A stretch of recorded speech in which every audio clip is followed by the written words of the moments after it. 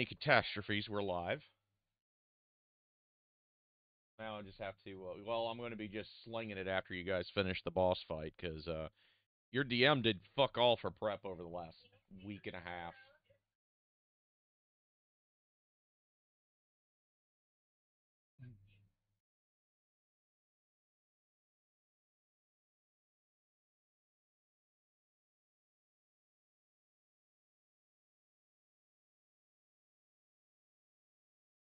All right. Yeah, it's like 71 degrees in fuck our lives. Like, fucking unnatural goddamn winter.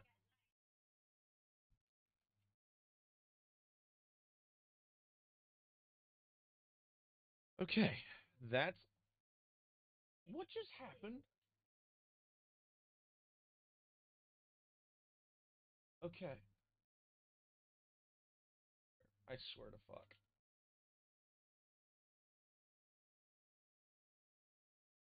All right, I swear to God. Okay, Saribot has caught up.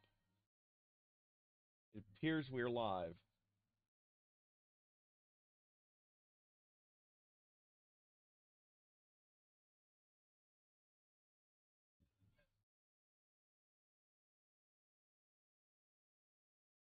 Of course you have to wake up now.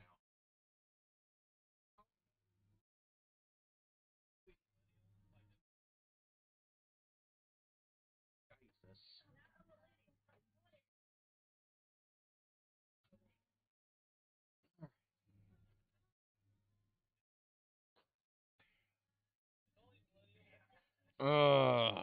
Now I have to do our recap, don't I?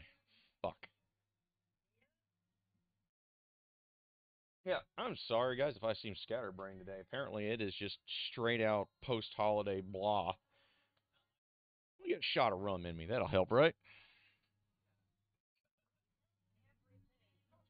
Alcohol. The cause of and solution to life's problems. Especially if you're a Panthers fan.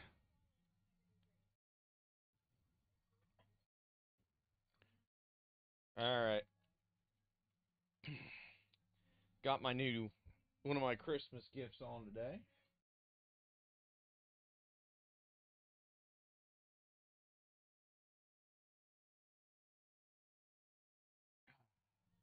At least for now. I'll be switching out to,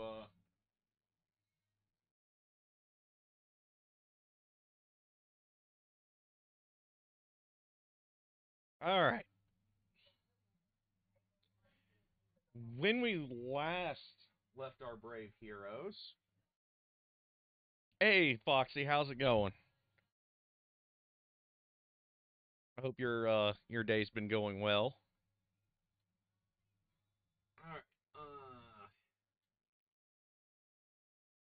Okay, so the party began exploring the city of Sun Zenith. That's way too bright. Right in my damn eyes, chat. Can I just use this instead? Say fuck the front light. Yeah, okay, that's better. Now that I'm not being blinded every 5 seconds, I see spots. Anyway, so they began exploring the city of Sun Zenith, which erupted into place through a series of massive earthquakes that the party may or may not have caused when they slain one of the last guards holding Amisul's spirit away from the material. Um, they have gone through the lower crypts, the lowermost outskirted crypts of this strange tomb city. They have kind of stumbled their way through a market bazaar, through broken streets and ruins, barely got themselves through a forge that contained two very angry fire elementals, and have now made their way out into the main thoroughfare. All right. On the bodies of some cultists that the party slain when we last left our brave heroes, which I don't remember. Did Ash Nom Nom?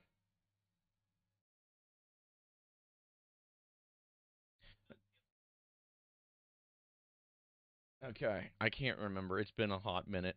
Um, just tear their throats out. It's all good.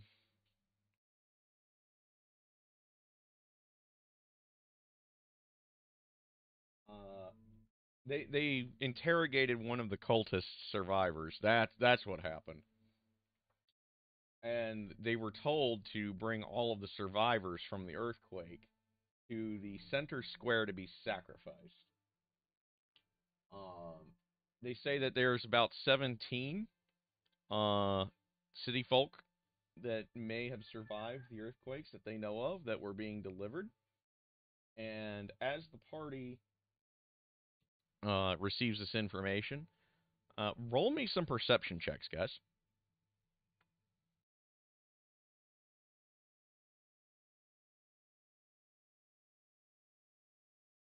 It's the best time to roll a one. Get it out of the way.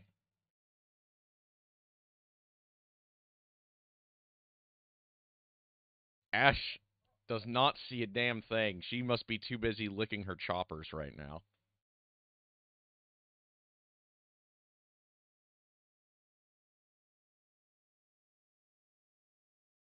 Inori makes. Okay. Does McCall.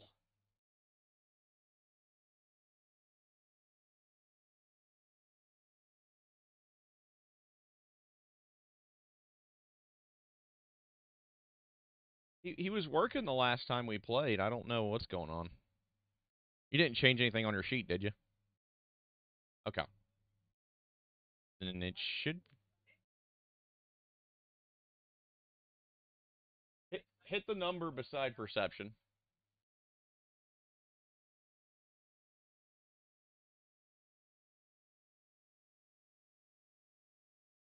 Okay. And we run into our first technical issue of the stream. Yeah, it kind of has. This is what happens when we take a week off.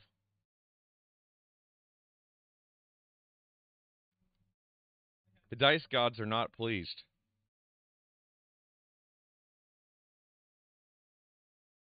Explanation point update.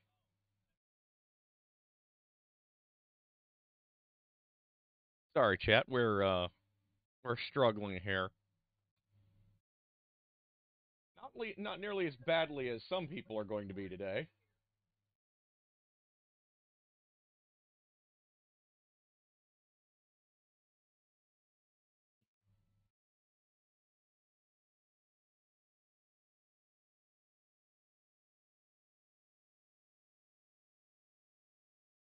Come on, chat. He can do it. I can feel it. He can do this. Yeah.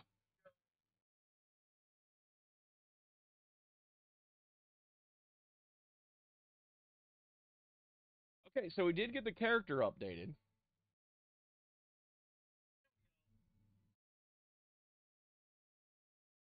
Alrighty. Let's see what she's gonna do for us. Okay, there she goes. Yeah, that was probably what it was. Alright. So, uh, Inari and McCall here. You guys are hearing chanting uh, to Amasul and a being named Goroth. You're hearing them offering bodies and souls to the tyrannical sun and its chosen son, Amasul.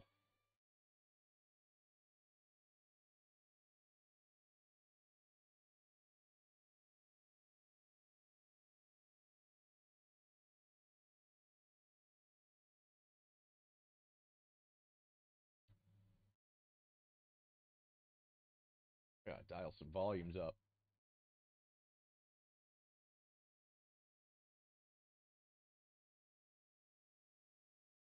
Would not.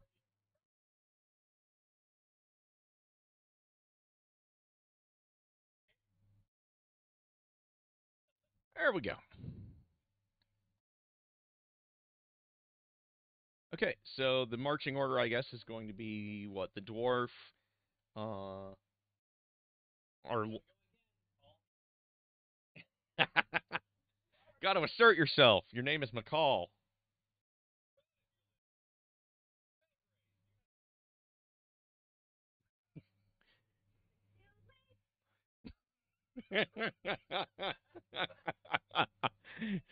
Darn's just like smooth, Ash. Smooth.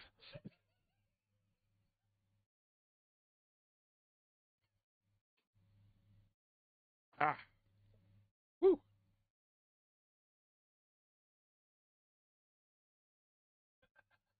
Oh, Jesus. All right, so you guys start, I assume, making your way towards the chanting at this point. Um, the cultists. One of them goes, for what it's worth, I wish you luck.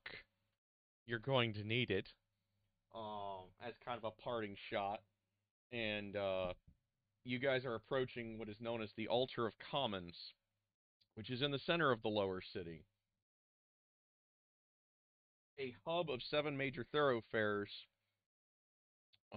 three of which seem to have a great deal of Valaki still cluttering its streets. Um, at the center of the streets is a large dais with the 7 roads leading up to the center altar, up a flight of stairs, where the Valaki residents are being sacrificed by having their throats slit. Uh, Blood is already running down the stairs and catching on fire as it gets further away from their bodies and just being burned away. And 7 columns reach up into this, now almost twilight sky. A giant flame burns in a bronze brazier at the heart of the dais. The flames are an unnatural white, almost to the edge of the flames. The heat makes sweat beat upon your skin, even from here. The chanting almost makes you sway to the cadence. A dark sensation dances in the heat of an almost gleeful sense of coming destruction of the dark near endless night in Barovia.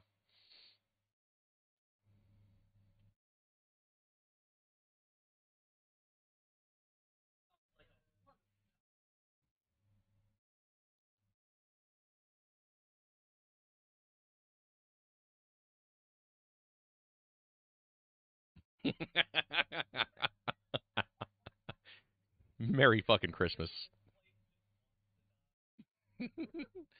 You're not allowed to give the Dean speech from Supernatural, okay? Bus wants to go off the cliff, Sam. You're not allowed to do that.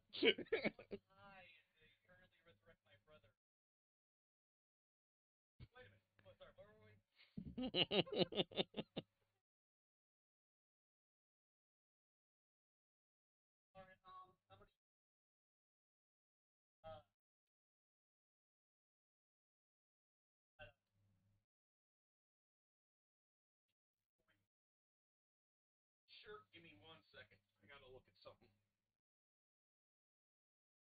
Because it's been 2 weeks, I didn't write a description like a dumbass, because I was like, oh, we'll get it next week. I'll remember it.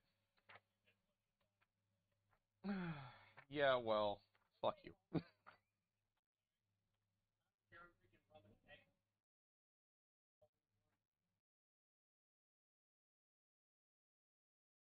Howling Moon is the bad one. Yeah, Midnight Moon is okay. Howling Moon is just straight up dog shit tier. Um,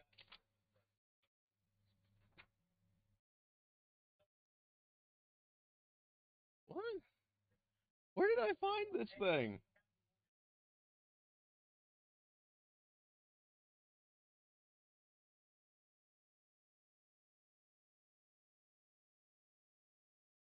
Chat, we may have a problem. I don't have a description of this monster.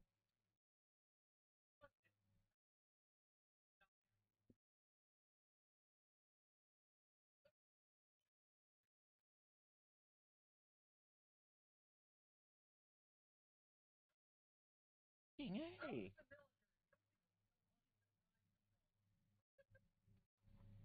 Alright, well, I know 2 of those monsters are in here, in this book, so I can at least describe those. Fuck. Fuck me. See. Like I said, the gods are angry, and so is the DM.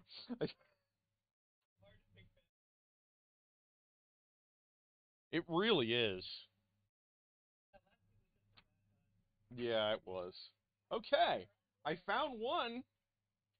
Don't know where the hell I made the other one from. I think I got it from it. Oh, I know what I did. We're good. So, you do detect undead ahead.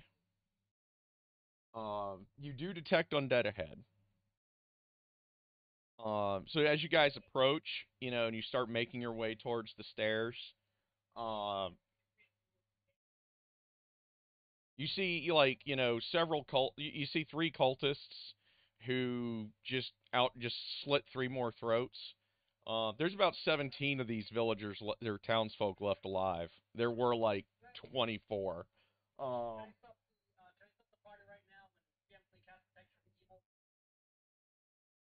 yeah, go for it.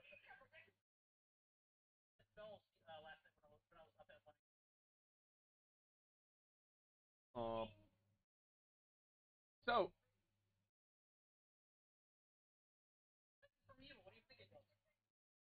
I know what the other monster was. I remember. Okay. I remember what the other monster was. Now I just got to get to its stat sheet, just to confirm, so I can give you guys a loose description of this puppy.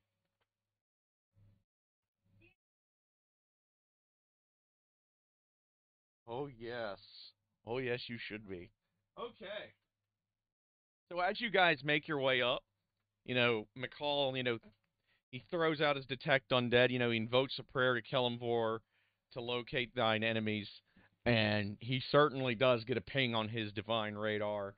He, invokes the wrath, the protection of the heavens, and in response to this, you hear just maniacal, thirsting laughter burst from the flames, and you hear a question: Are you a god?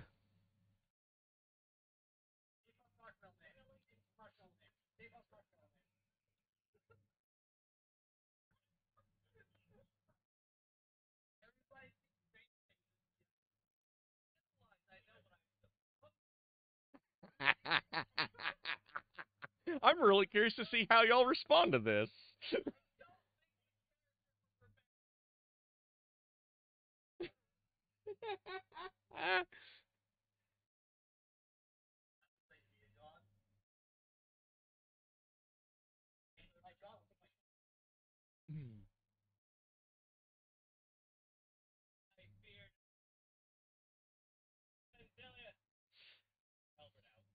Okay. Well, that is our first response. What is our next?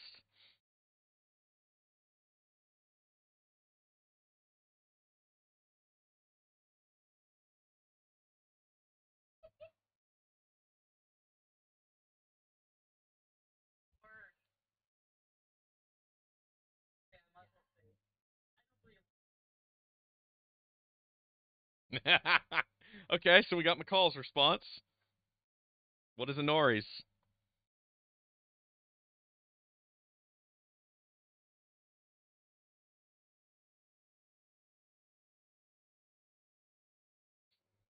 Then die. As and then the flames burst. The brazier bursts even higher into flames. Two of the townsfolk are immediately just torched alive because they were too close. And you see two humanoid forms who, let me get the art because I'll just make it easy.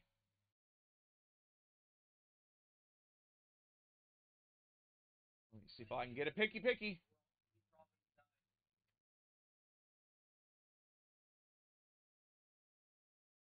I can get a picky. You see two of these and three cultists approach you with these.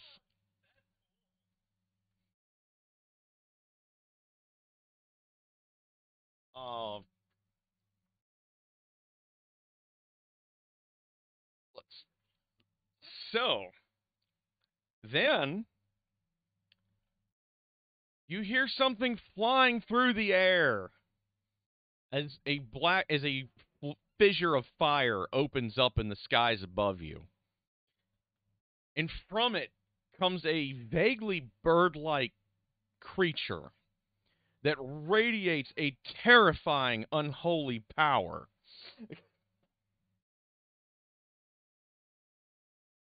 This thing has a wingspan of approximately uh, almost 20 feet. Uh, the wings are made out of flames. The beast itself has a skin that's seemingly made out of almost like of cooling and heated magma. Uh, it screeches, and uh everyone make a con save for me right quick.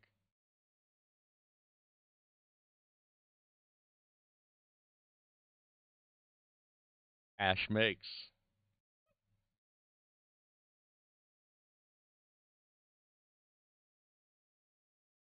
Oh, next up. I think Darn has what, a +2 or some shit. Yeah. The dwarf laughs this off. Darn laughs this off. Does the super puppy laugh this off?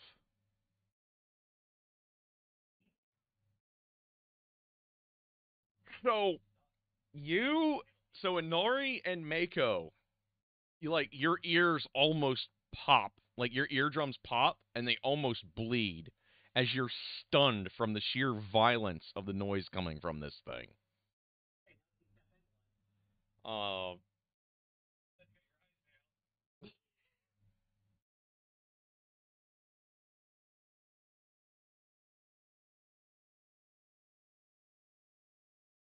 yeah.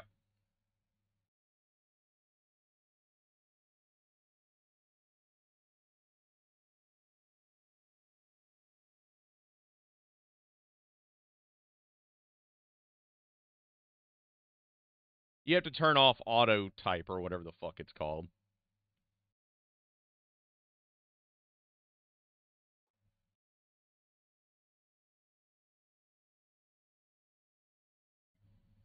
There it goes.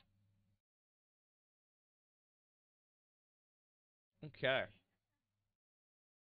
Also, this bird-like thing has really gangly limbs. Um, yeah, yeah. It is like just sickly gangly limbs that it looks like this thing's like a plucked chicken with wings made of fire. Kind of.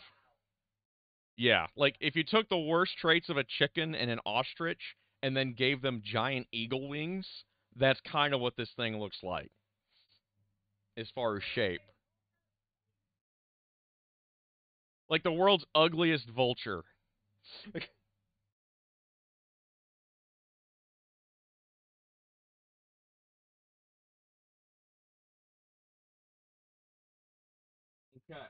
Roll initiatives, by the way. I will roll it first. Because it's the big boy.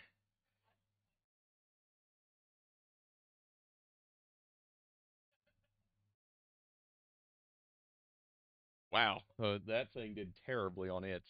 Uh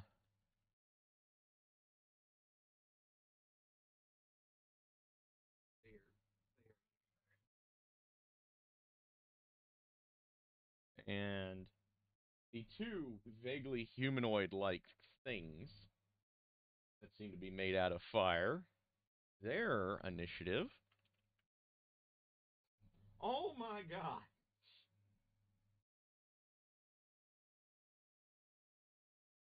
I have a feeling that the party is still going to be going first with as bad as those rolls were. Alright. I said roll initiative. Ash has a 9, which is still putting her ahead of two of the monsters groups. Anori is ready to go once she gets over being stunned.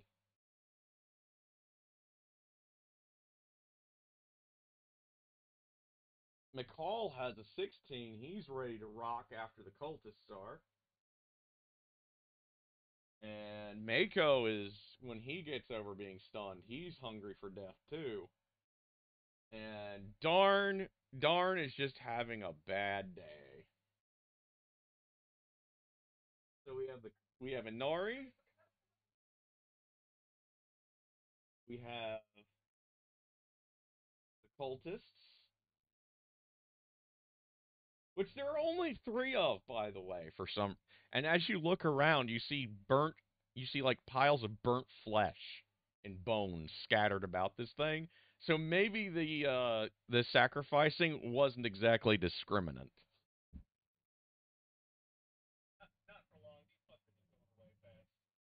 Uh, Paul has a 16, so he goes after the cultists. After that, it looks like it is actually Ash for 9, the Fire Screamer with his amazing 6, the Fire Geists with their 6, and poor Darn with his 3.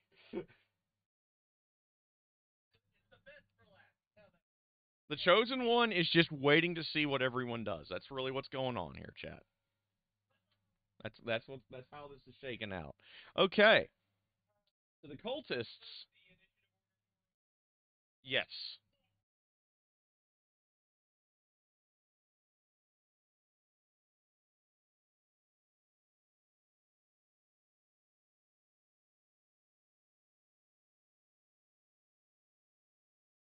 Wait, I forgot Mako. Mako at a 15. He goes after McCall does. Whenever he gets over being stunned. There we go. And we are missing Ash.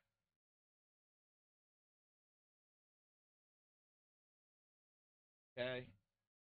Fire Screamer, Fire Cult, Fire Geist. Darn. Okay. Inari and Mako are stunned, so the cultists go first. They draw their crossbows. They're going to take shots at you guys. There is, let's see here, Mako, Darn, are 3 heroes, so 5. So I'll just roll d6.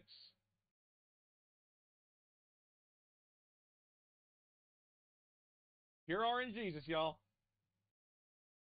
Target number 5. That would be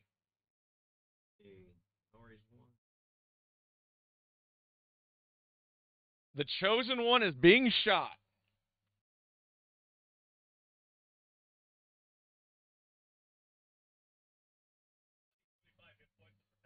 Woo! Darn takes 3 damage.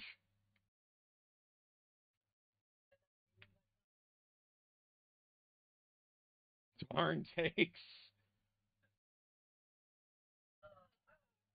2.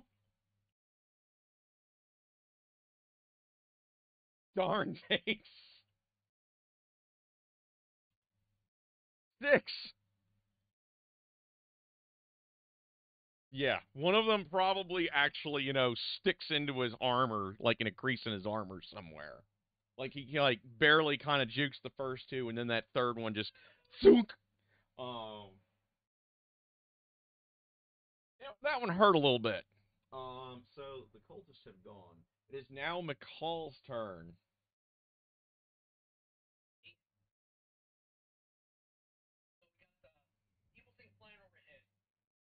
Yep, the 2 burning hooded things approaching, and then you have the 3 jackasses who just pulled out their crossbows.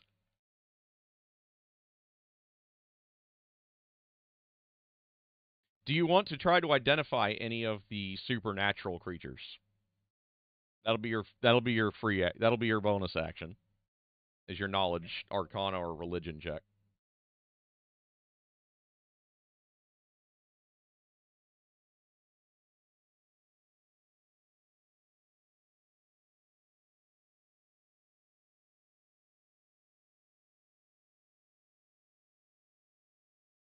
It helps to know your enemy, chap. Okay. You do know that the two hooded burning humanoid things are definitely undead, and you know, well, you know that the undead exist. It doesn't tell you what type or how many. But you do know for sure that's what your radar was pinging from. And above you is a demon.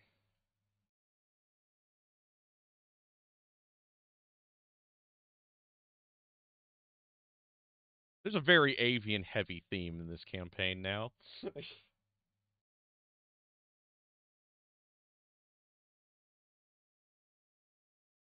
right.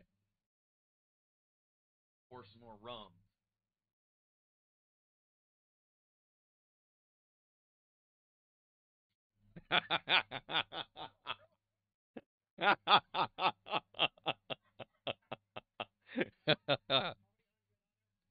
Two. But they do not look like they're pushovers either. They look dangerous as fuck. Because, like, everywhere they move, there's little wisps of flame that follow them.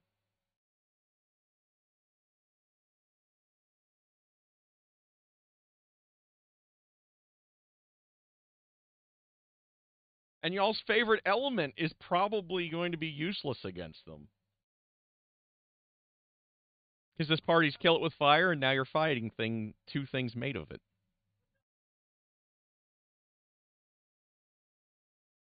Bane? Okay. So, I'm going to type in that. So these things now have to make charisma saves against your spell DC. I'm going to start with the flying death bird. Let's start with him. He has okay, and he has to make a charisma save.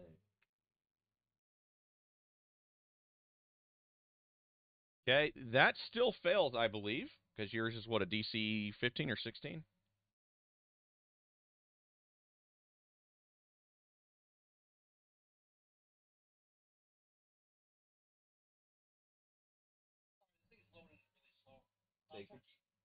Okay, yeah, so he fails.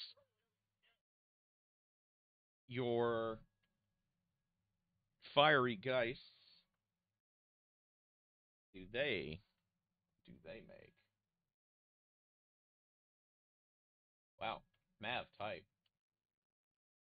That one most certainly does not.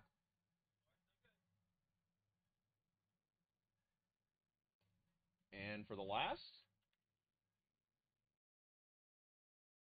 he most certainly does not. That might be setting up the stage. Okay, so McCall has gone. Good strong start. Super Puppy is next.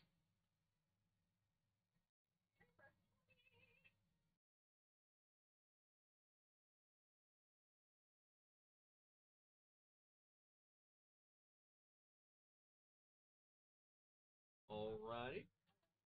Let's write up the spell. Here. Wow, Matt, tight.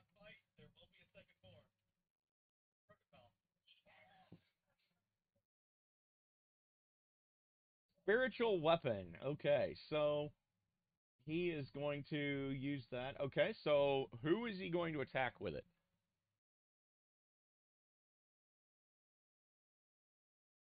So he's going to say, fuck the bird.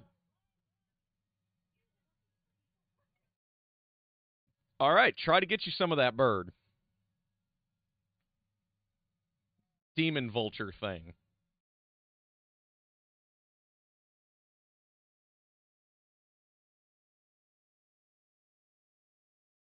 Okay. Let's 16, that would hit. So roll damage.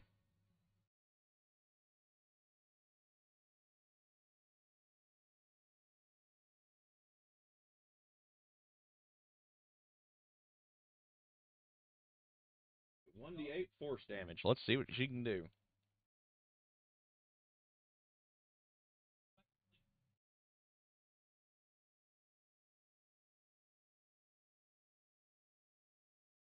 $1d8 6. Okay.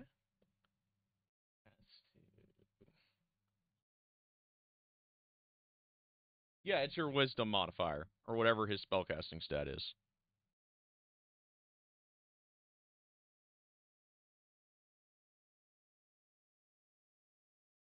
Yep.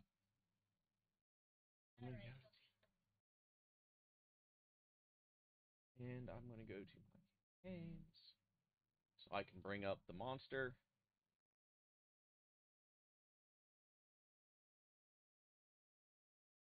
Yes. Let me check. Because I don't know what his spell attack bonus is offhand. Let me see. Extras. Go to said super puppy. He should have a efficiency bonus, which is also 3.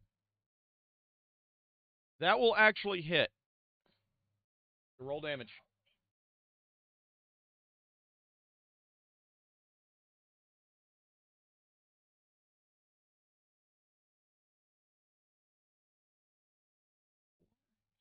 Okay. So he is at... Okay. 16. Yep. Okay. So Super Puppy has gone.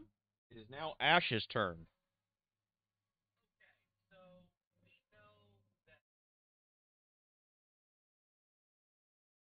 Mm-hmm. Yes.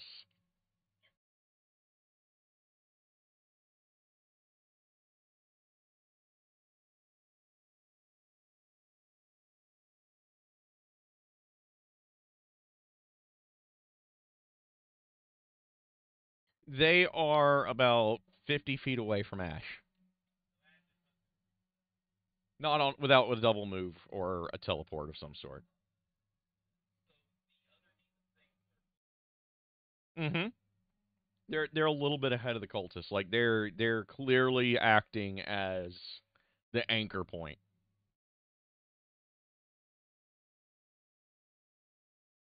Yes.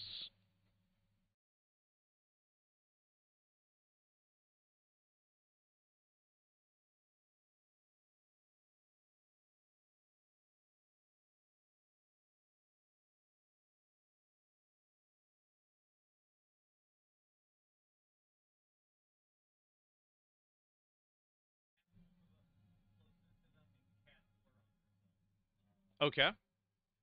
So Ash is gonna center line herself up. Okay. Ash has gone. It is now turn for the flaming death vulture.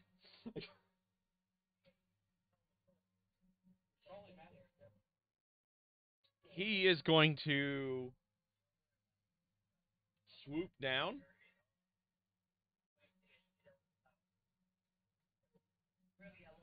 Yeah, I know what he's gonna do. Okay, so yeah, he's gonna buzz the tower is what I'm going to have him do to y'all.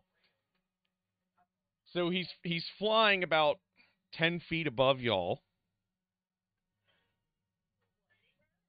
And as he passes overhead, uh, a cloud of burning ash and flaming embers begin to rain down on you guys. Roll me here, and he's going to hit. Let me see, 1d6. I'm seeing where I'm going to have him. Wow.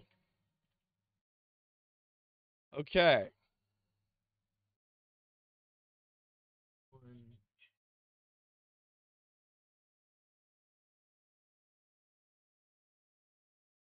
So the chosen one is going to be spared for now, because it literally just kind of runs out of oof as it's flying overhead.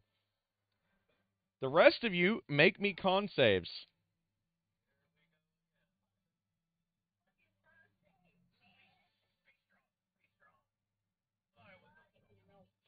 Woo! Okay, Ash.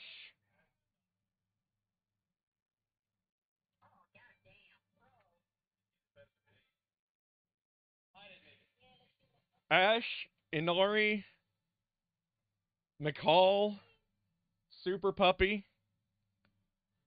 Yeah, and Super Puppy. You all take 6 fire damage as you catch fire.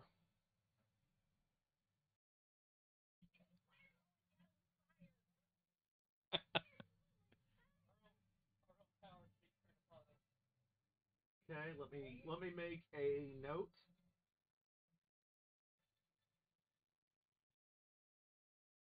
Okay. All right. So you've all caught fire. Let me just, and it has gone.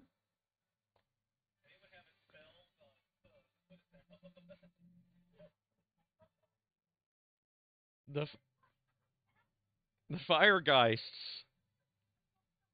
Actually, you talk about putting it out. Um,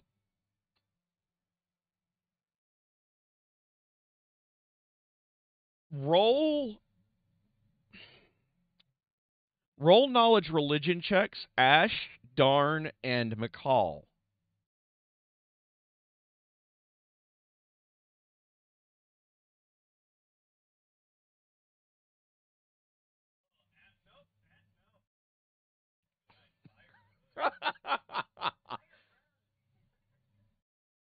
Wow. Darn ain't much better.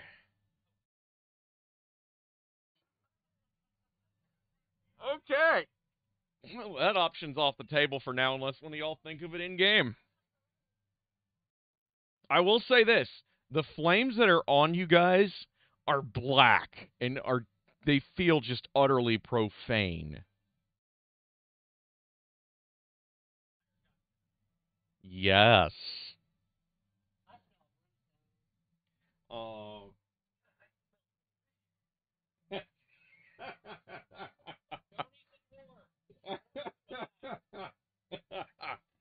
Okay. So the two fire geists, they're a little bit further ahead. They started out a little further ahead than the cultists did. They come up to McCall and Ash. One of them takes they do the Captain Kirk double fist punch at you.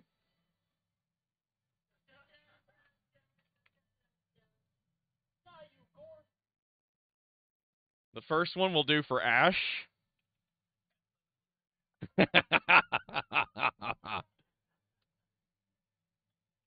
That is a clean miss for the first attack.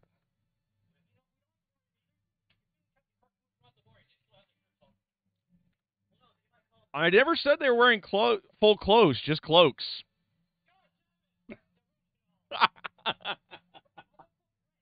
The second one swings at McCall. Does a 14 hit?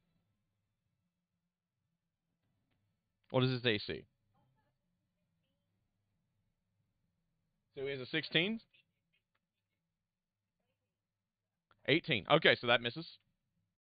The second one, however, does not. So the second double fist punch, you will take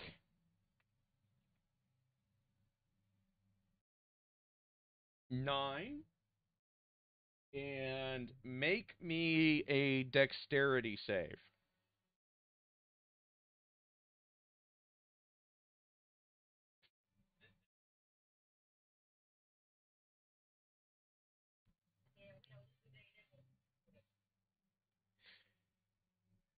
You actually make your little stumpy self kind of like jukes off to the side just as the heat starts getting really intense to where the fire that was already burning on you could have gotten a lot worse because it could have been added to by natural flame.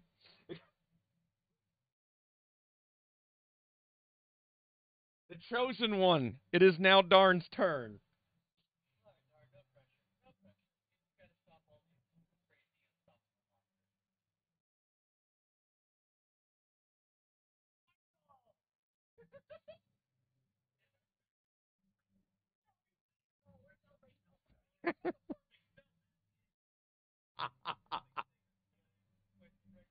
This is why we prepare cold ball, boys.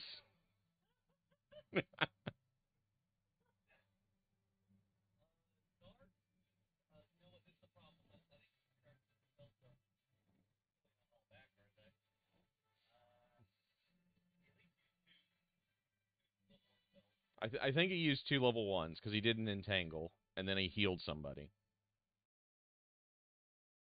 We'll say that's the only 2 he used for simplicity's sake.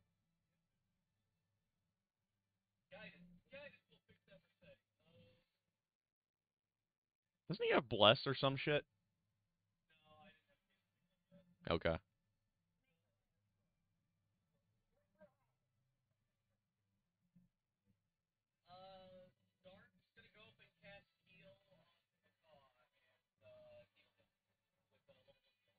Okay. Roll your heal. Okay, so the chosen one has gone.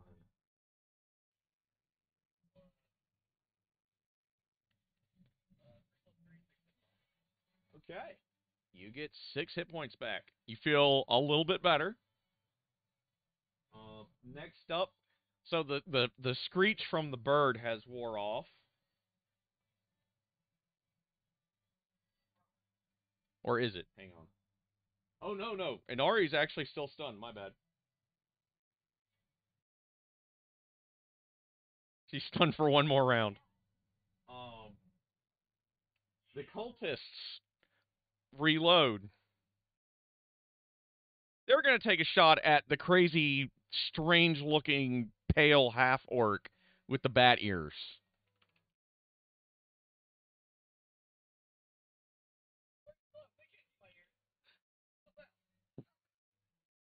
One miss. What a 16 hit. Okay. 2 damage.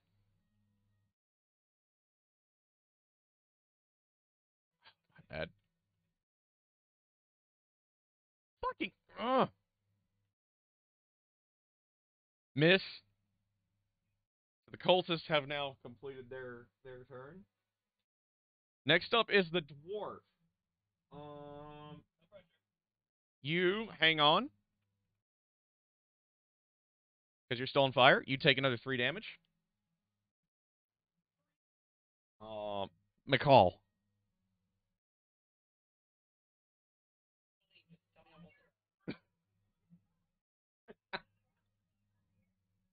The unholy fire spreads a little bit.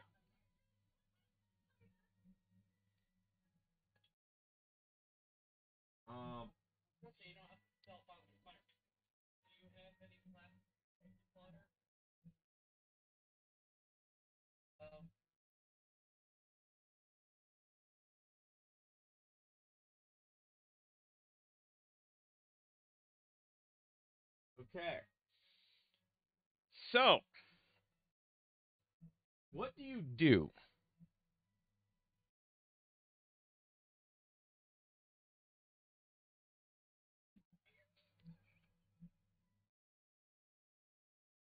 This is probably how your guys' enemies feel most of the time. I'm just saying.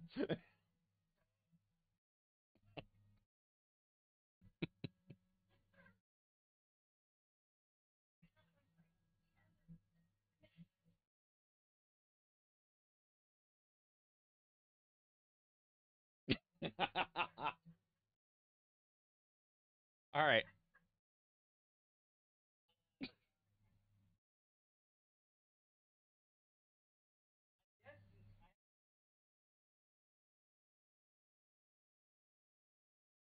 Okay, so you're gonna do what? Okay, give me a second. Spell.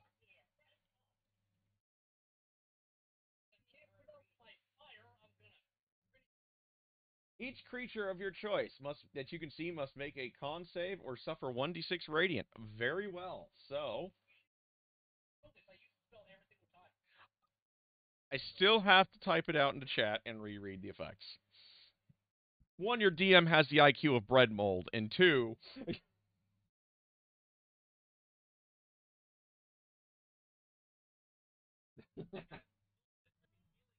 alright, so they have to do a con save.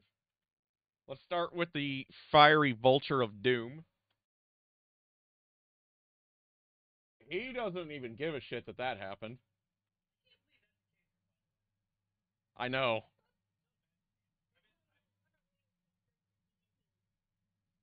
Alright, let's start with the fire guys. Wow, that one made it like a boss.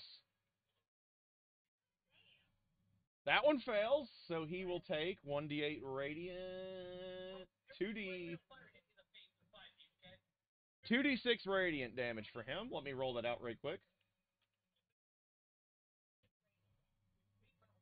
8. Okay, so he is at 70.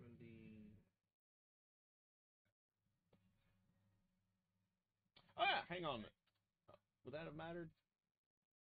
What the bird rolled? I guess I could. Give me just a second. Yeah, the bird still made. Okay. And the other one, let's get the other fire geist. I know. That's why I had to roll the d4. Now he made. No, he failed. So he's gonna eat 2d6.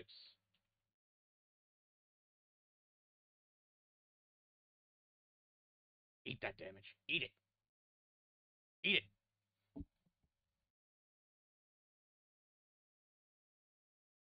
Okay. He is now. It's gotcha. Now for the cultists is really okay. It's five. It is a 5 foot range. So the closest it would just be. It would just be the two fire guys then. Okay. Who both failed. So that works out. That works out. You actually, hurt them good.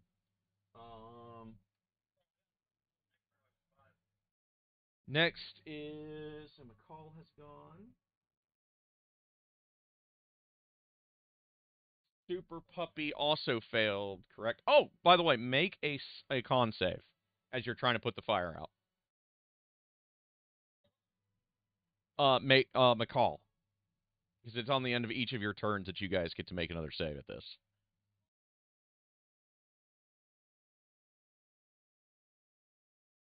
It's a dwarf on a con save. You got this.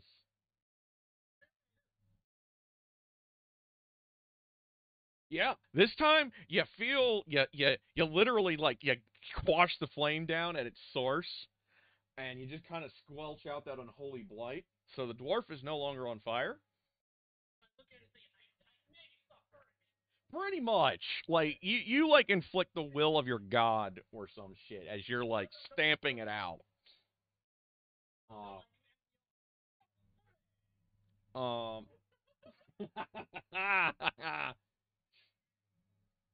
So next up is Super Puppy, who will on his turn take 8 fire damage.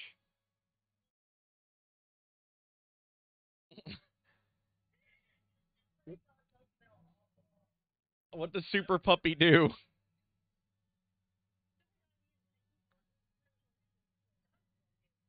Okay, so make your spell attack.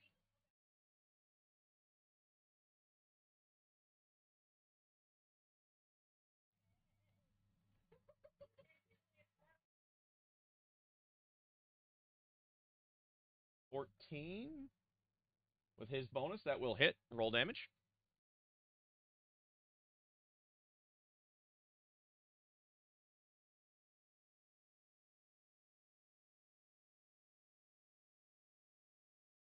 It's a good cantrip, though.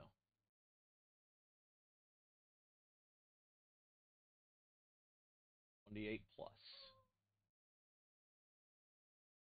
Okay.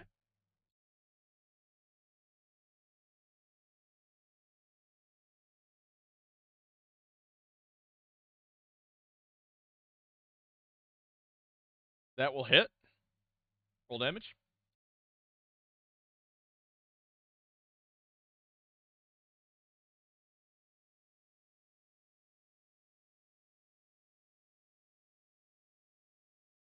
Four damage. Okay. So that will be.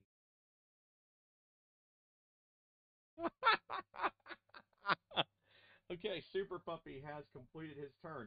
Make his con save.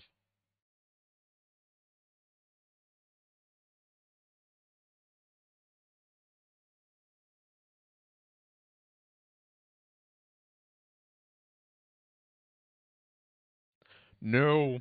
The puppy continues to burn. Ash, you're next. And you failed your save, correct? You failed your save too. Yeah. Ash, you take another 4.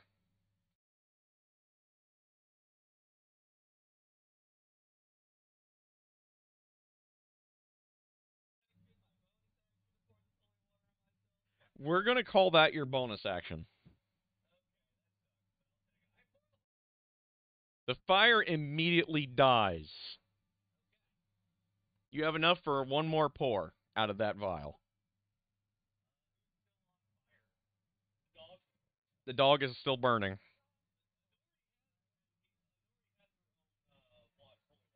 Yes.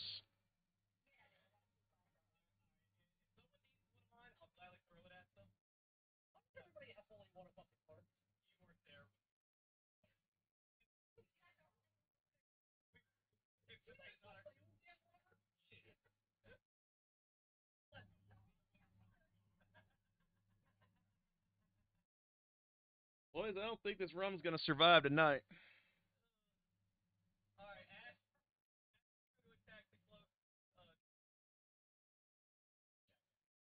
Go for it. Get to blundering, Ash. That will certainly hit.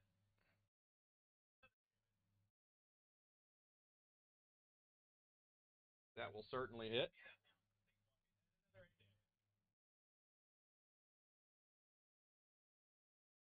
Ash took a good chunk out of that one. All right. Ash has gone. That is round 2 for the Ash. It is now time for the Death Vulture. Let's see first. I need to do a thing. Does not. Okay. So now he actually lands and he is going to attack. Let me see. The Chosen One. He comes ripping out of the air, you know, when he realizes he can't do another pass. This deathly screech rips from its mouth, but nothing nearly as unholy or god-awful as what you guys just dealt with earlier. And he is going to take 2 swipes and a stab with his beak at the Chosen One.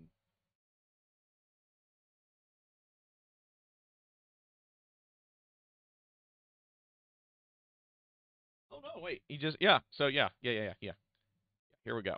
1D. The beak attack definitely hits.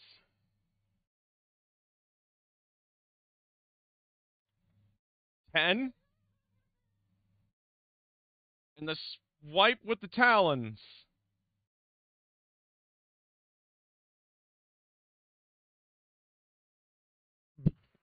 Oh.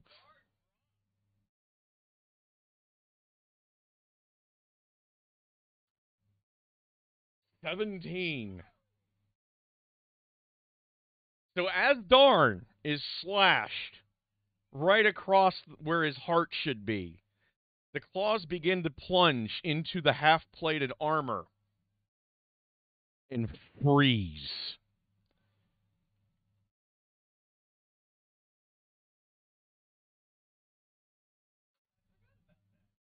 The bird takes 17 cold damage as Darn falls unconsciousness.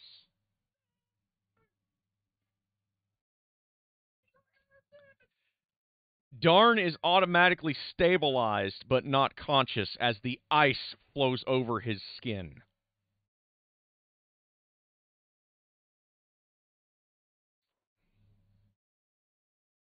If anyone was wondering why was that armor special, y'all just found out.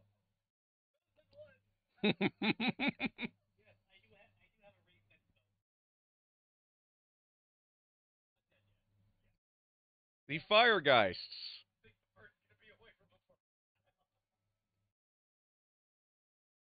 They take the first one takes a swing at Ash, bound and determined to make something happen. Misses. The second one misses. The other one, let's do a D4. Ash again.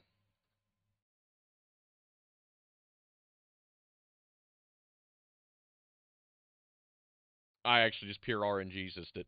For the second one. They've determined that, there's blood in the water, Ash's reaction, and they all miss.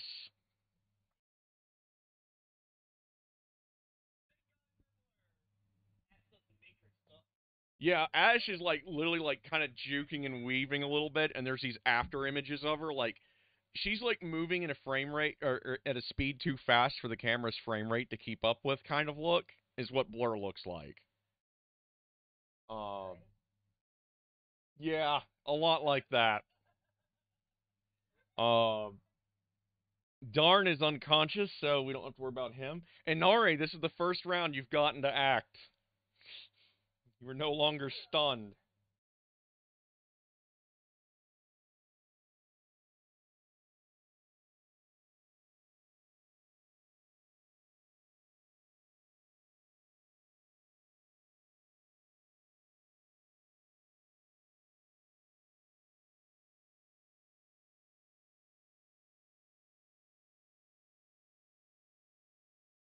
What was that?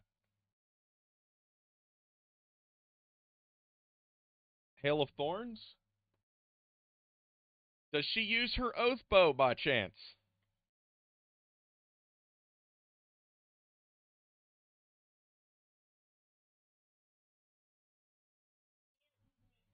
Who is she targeting?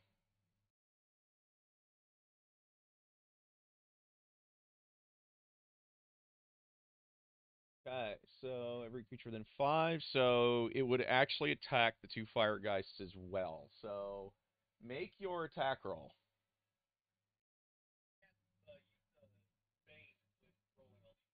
Yep. Yep, yep.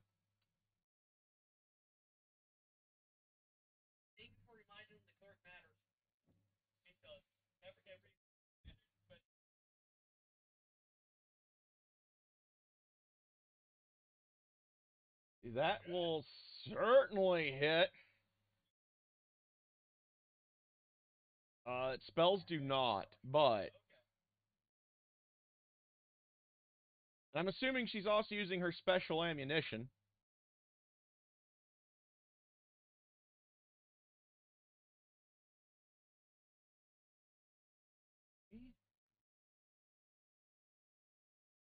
Yep.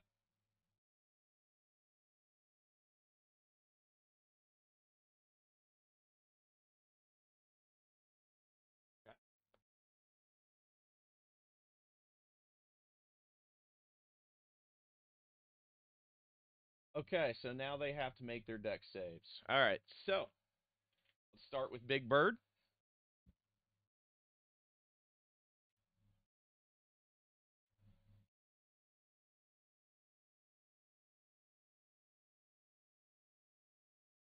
That would make that save, so Big Bird's okay.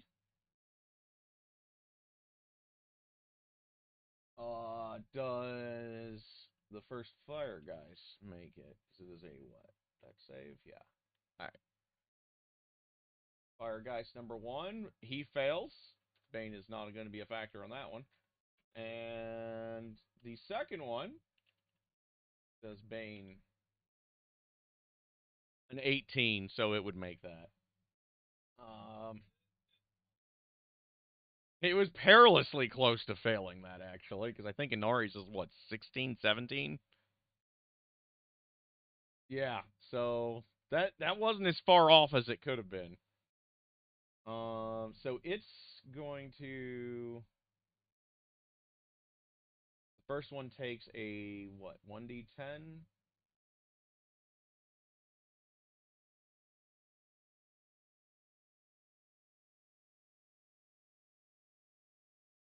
Oh, and they still take half as much on a successful save, too. Okay. So we're going to start with the one that flunked. He takes an additional 9.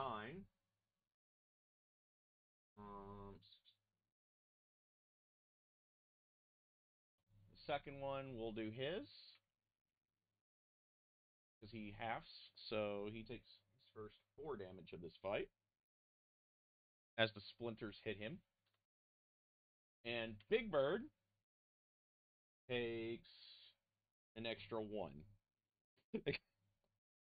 Okay. That was your first attack. You have one more. Going for Big Bird again.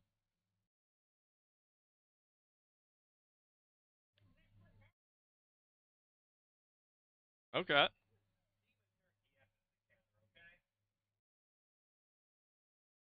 Hey, Ash, it's technically living. That will certainly hit. Roll damage.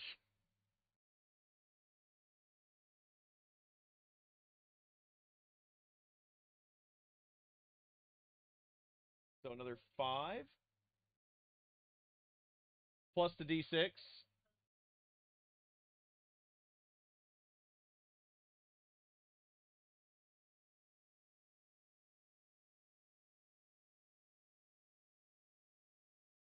All right.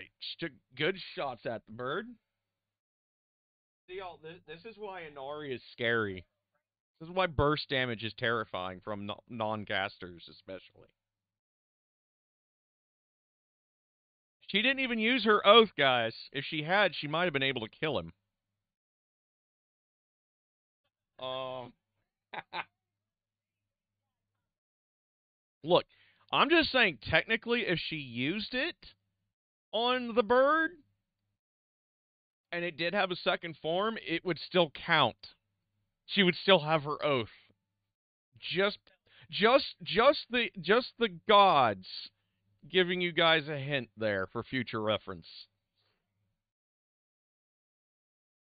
Next up are the cultists, who are going to take more shots at you guys with their crossbows. They're going to they're going to shoot this time. They're going to switch it up and shoot at McCall. They failed miserably at shooting at Ash. The first one clearly misses. The second one misses. They're pretty bad at their job.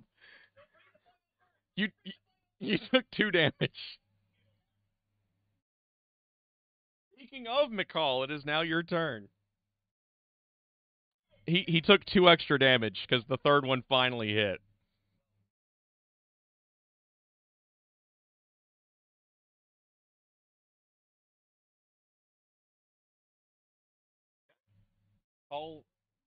Call what is it called? Call the Undead? Or Call the Dead? Call the Dead. There we go. Alright. You point at one creature, and the sound of a dolorous bell fills the air around it for a moment. It must succeed on a wisdom save or take 1d8 necrotic. So which one are you hitting? So you're going to hit the bird. Alright. The bird must make a save. Can the bird make his save?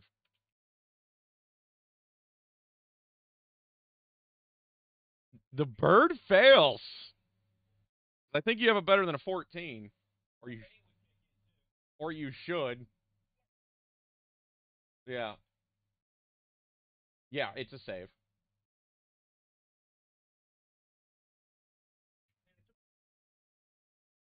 Yep, it fails. So roll your d12. Roll your 2d12. Do you want to roll them or do you want me to roll them?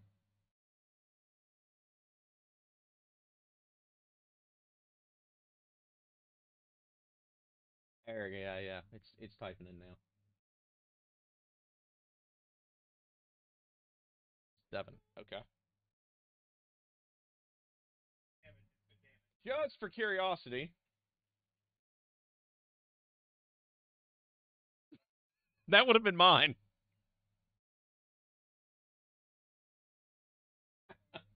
So McCall has gone. He tolls the sound of, Kellamvor's calling. A bell rings, and it fizzles against it a little bit. Um, Next up is the Super Puppy. Oh yeah, the Super Puppy is still on fire. Super Puppy takes 10 fire damage.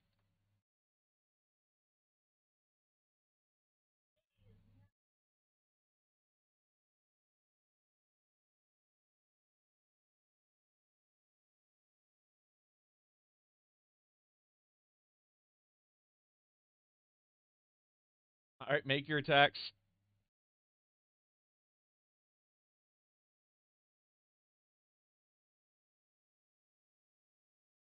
Horrible miss. Swing again.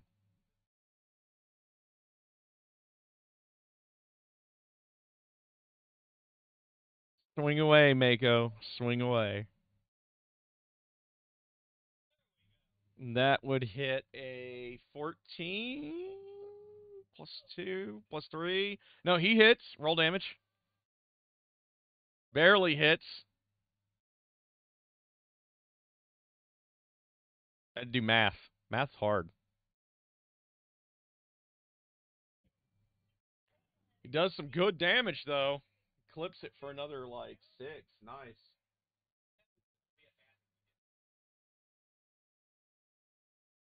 Jesus. Fuck, I'd shoot myself.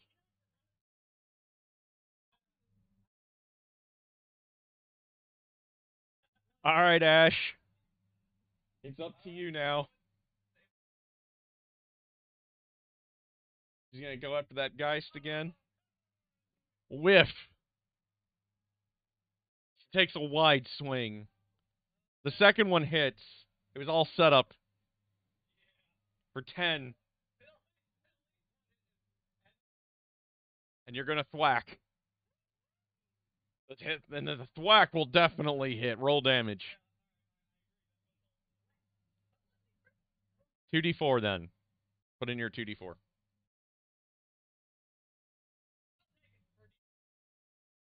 Yeah.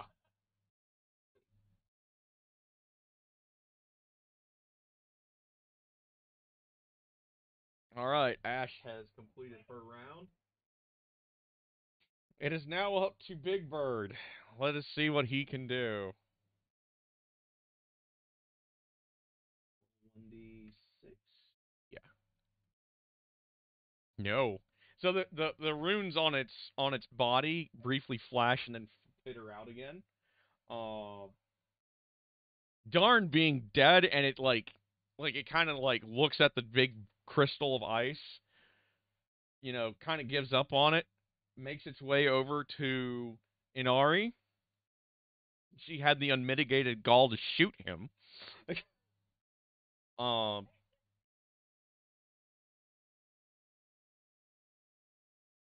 Going to make his beak and talon swipes at her. First misses. The second most certainly will not. Oh yeah, also Mako make his con save because we forgot about that. Let's do that right quick while I'm thinking about it.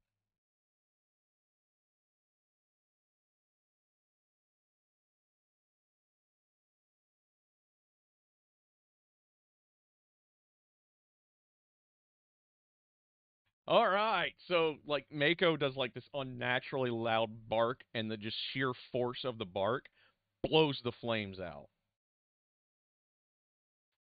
Inori, you take 19 damage from its talons.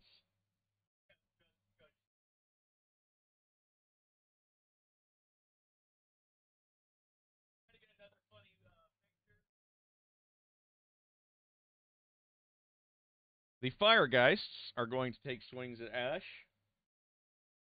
more determined than ever to try to kill her.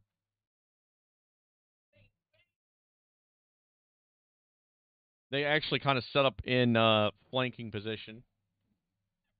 McCall, make your attack of opportunity against the second fire guys, because he has to pass through you in order to set up a flank on Ash.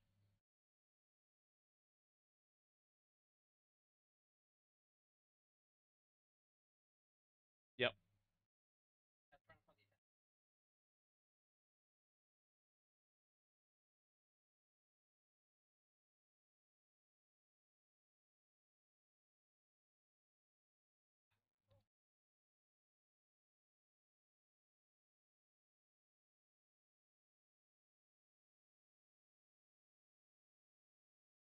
Make your attack, sir.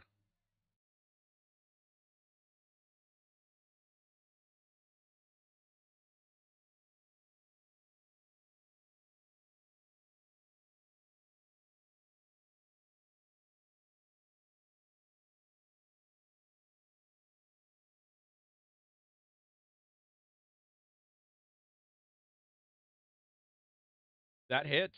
Roll damage.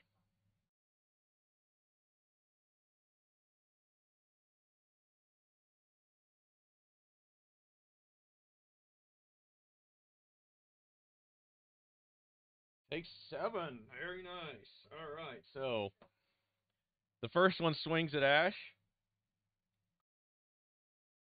Misses, even without the bane. The other one takes a swing at Ash. Oh, that was a crit anyway. So,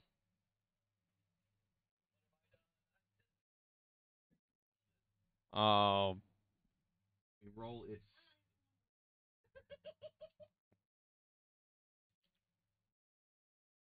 So this is the second one's first attack.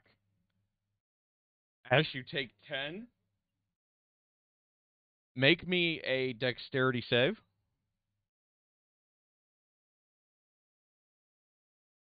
You take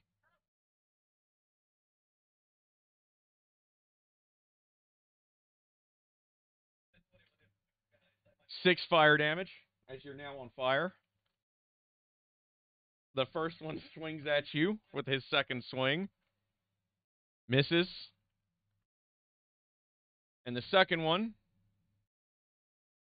also misses. Fire guys have been complete. Darn's been out for 2 rounds. Next up. Yeah, he's stabilized. I'm just making a note of that for special purposes. All right, next up is Anori. Yeah, no, he's stabilized. There is no more bleeding coming from the grievous wound that he suffered.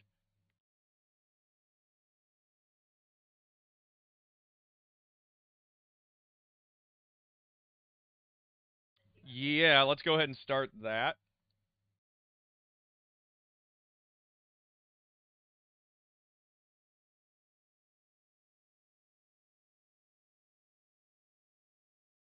Hell, you have holy water. You saw Ash put it out. Do you take a step back and use your action to put out the fire?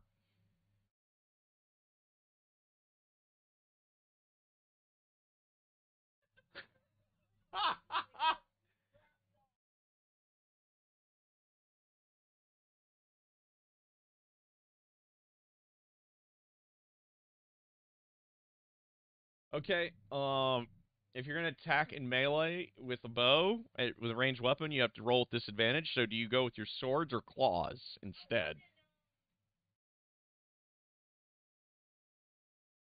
Yes, it meleeed you.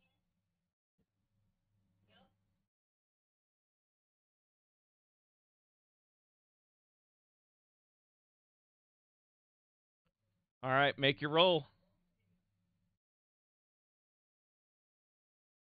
Miss.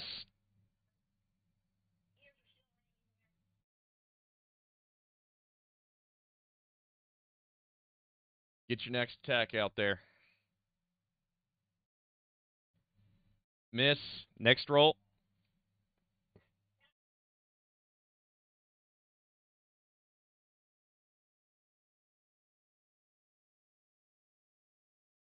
Miss. Alright, the cultists are up. They're gonna shoot at McCall, since now that,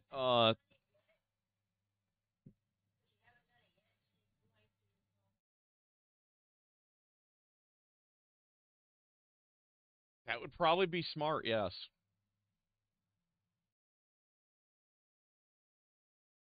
Alright. So she has summoned her Puma. That is her bonus action. Okay, so the Puma has been summoned. So he'll be around next round. So the cultists are going to shoot at McCall. Miss. Miss. That will hit. And he takes 1 damage. It's like plinks off of his shield really hard. He just plinks off the shield really hard. Speaking of McCall, it is your turn.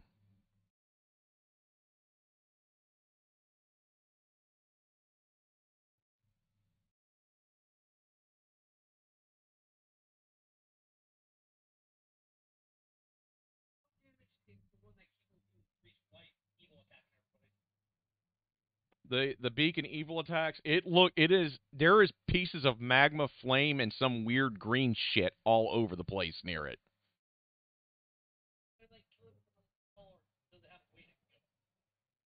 It looks really bad off.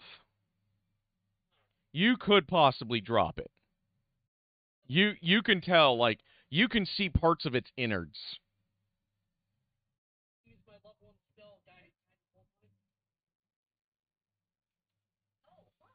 What's it called? Guiding bolt? Guiding bolt. 46 radiant. Okay. Make your ranged spell attack, sir.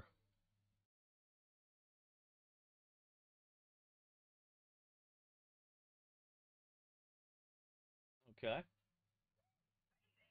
So, make your spell attack. Go to your spells, and you'll see, like, spell attack bonus and a little number there, and that you should be able to click on that. It'll be on your spells tab. Spell attack.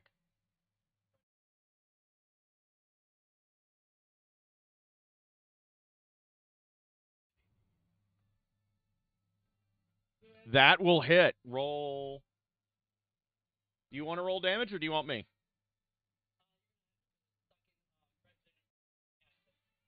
Okay. I can do that. 5d6. So, you completely and totally disintegrate it as you invoke the wrath of Kelemvor.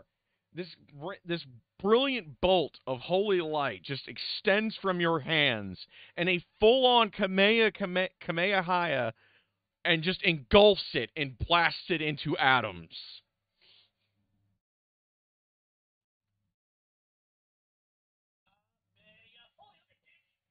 He pretty much goes, by the will of Kelemvor, go back to the abyss where you belong, and just blasts this thing into nothing. uh,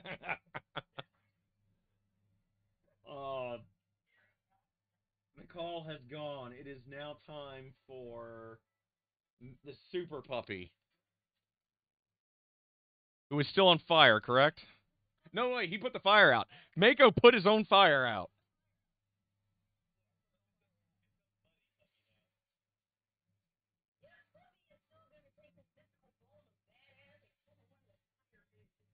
All right. Is he going to hurt the one that is the most wounded, then, I assume? Alrighty.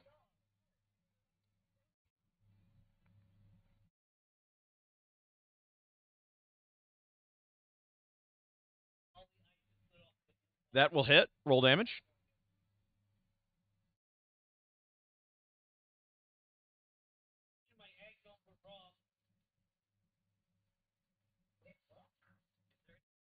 Just gonna refresh the list. 1d8, 4. Okay. Make your next roll.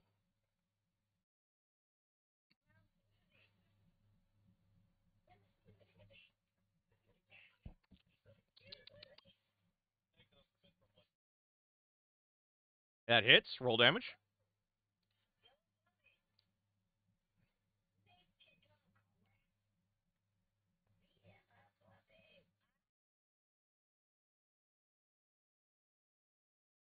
Okay. It's hurting. I mean, it is hurting. Super Puppy has gone. It is now up to Ash. No, they're both still going. The big bird is gone.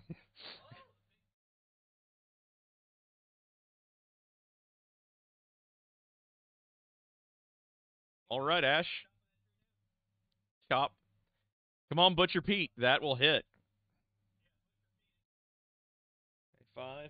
Okay.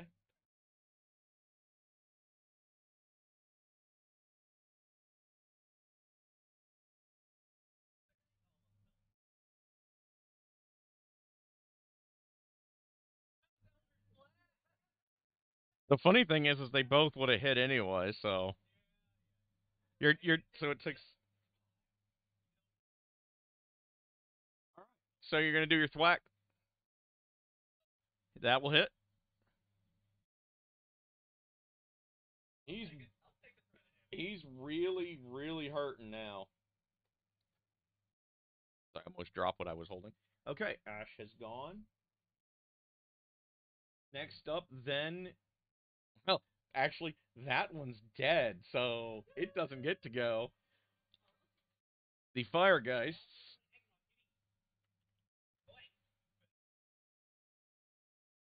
The Fire Geist is going to take a swing at Ash with his double fist punch. Miss. With his first. I'm rolling the Bane now. 16. They're flanking you. No, Big Bird is down. No, the other, you have one that's near dead and one that's almost fresh, and Big Bird is gone. Does a 16 hit? Okay. Big Bird, so 1d6. Okay. Wow, Mav, type.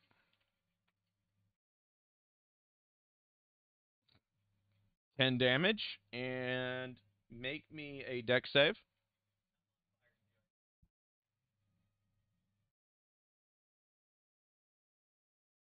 Damn, she's going to fail that. Okay. How does that work? I don't think that condition will stack, so we'll be generous on that. You're already burning to death. I can't see the fire making you burn harder. Doesn't make much sense. So the second one takes his shots. He wants a shot at the belt. Miss. Miss. Okay. So I need to, and you were still burning, so. Did we do the fire damage during your attacks?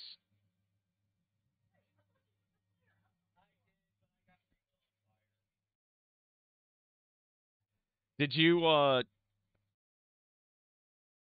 no. Did you, take fire damage last round? Okay, yeah, so we're good there. Alright, so. Okay, so, yeah.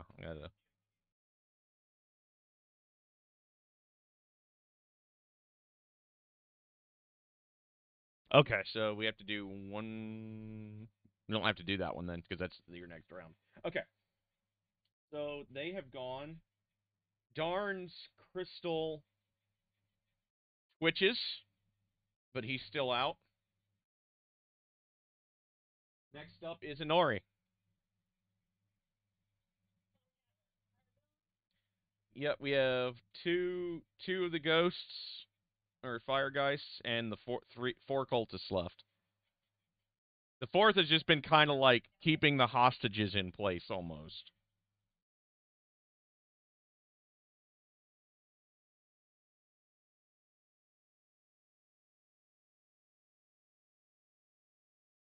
So you'll have to move closer. Okay. And I assume she's attacking the badly wounded one. Okay. That will certainly hit. Roll damage before we start any further.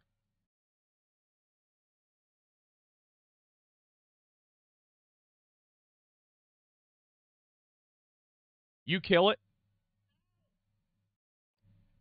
You've killed him.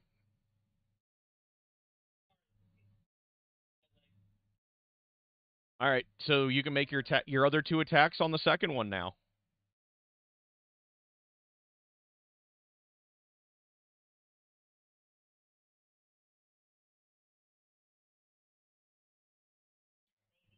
Yeah. She messed up the backswing. And her third attack?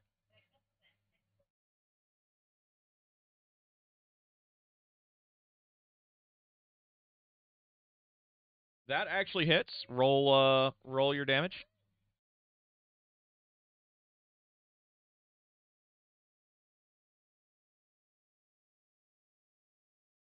Okay.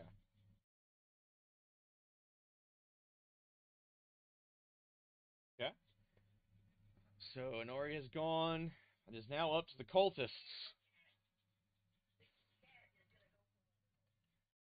Okay. Go for it.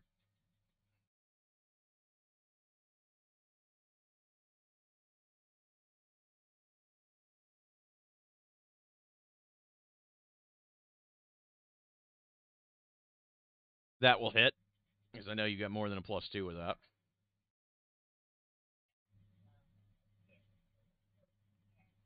Roll damage.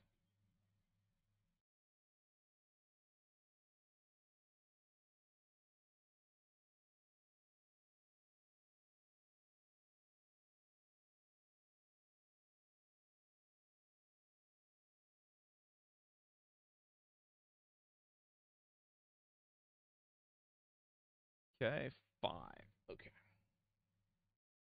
And then he had to travel, so 9. Then he all just outright kills one of the cultists.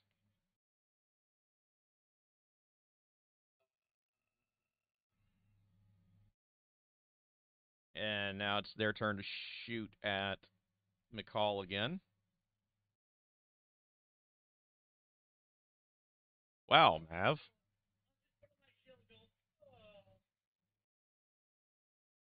Wow, the first one actually hit him for once. 4 damage. Second one misses wide. And the third one misses wide. The other one got away from the tied up people. And then he just takes a shot with his crossbow, kind of shoots off the hip. So, so we got some cultists that are gone. Next up is McCall. So there's one fiery ghost thing left, and then the 3 cultists.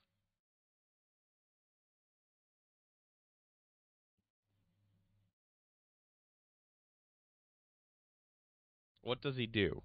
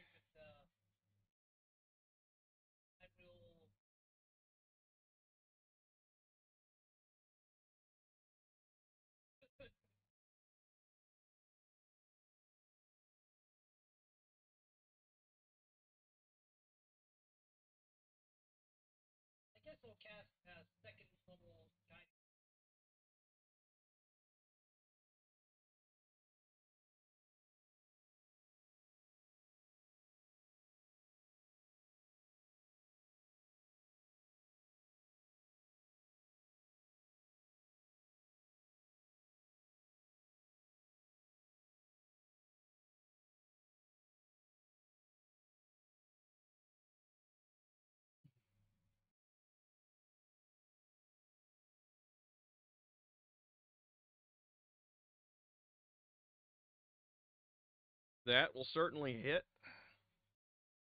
And you're attacking what, the Geist, or cultist, or what?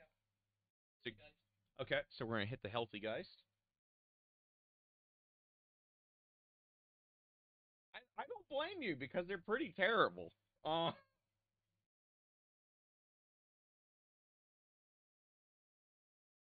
the DM doesn't even see them as dangerous. All right, all right. You took a good chunk out of that one. Um,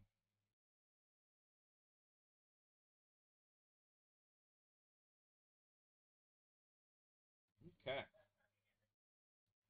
So McCall has done his serious hit. Ash, you're next. Oh yeah, gotta roll that. 9. Okay, Ash is out. Next up is I skipped Super Puppy. What does he do?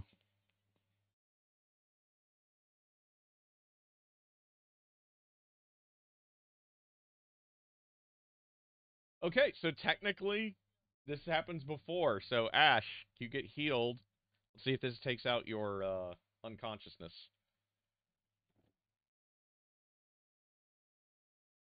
Come on, Super Puppy, get a good roll.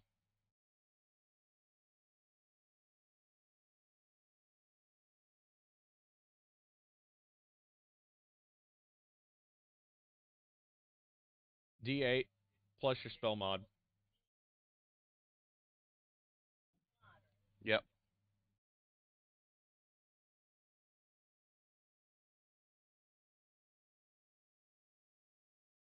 8. Will that be enough to save you on the next round, Ash? Yep. Okay, so you're still conscious. You're still conscious. What do you do? Do you try to put the fire out? Okay. Ash puts out the fire. That is your action. Okay, Ash has successfully not been on fire. The Fire Geist is going to take a shot. Actually, the Fire Geist is going to go towards McCall since it just got blasted. No, no, Ash, he just got blasted for like 18 damage. He's going after McCall. Ash, make your opportunity attack. They're not the brightest creatures. They have a -3 int.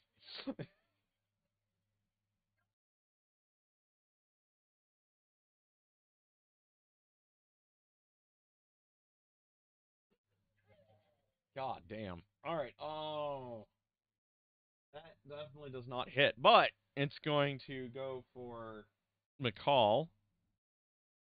He's going to Captain Kirk punch McCall.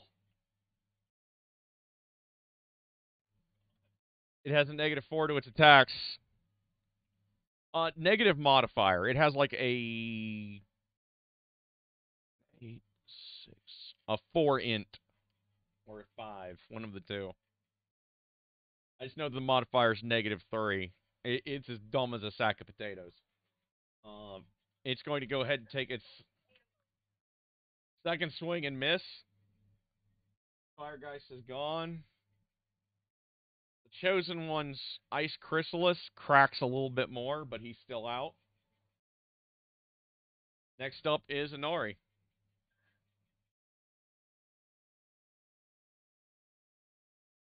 Yep, that's it.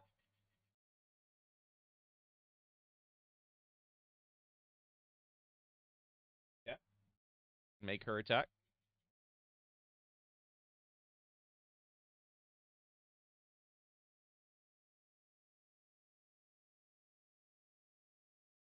That will hit.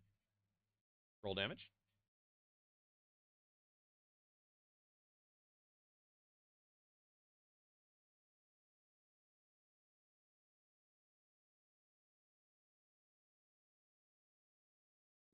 So Niall just mauls another one to death.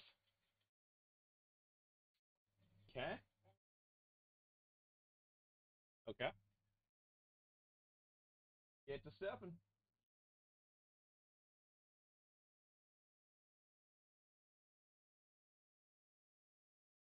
Light him up.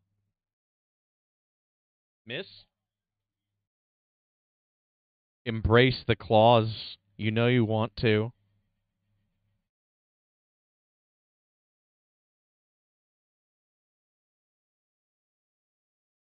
That will actually hit. Roll damage.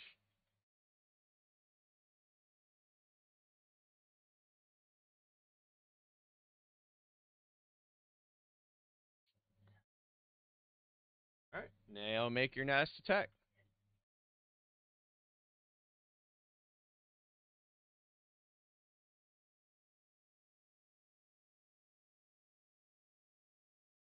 Miss. There are two remaining. The one is going to swing at the kitty now with his scimitar. And that will hit.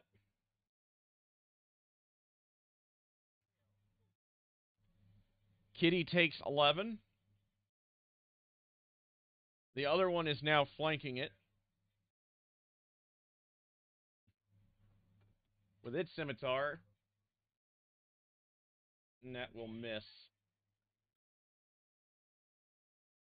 So the cultists have done their damage and missed. McCall, you're next.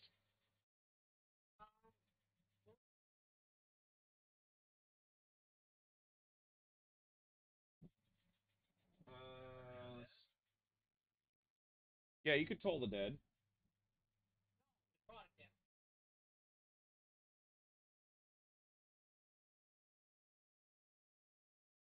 What will do what?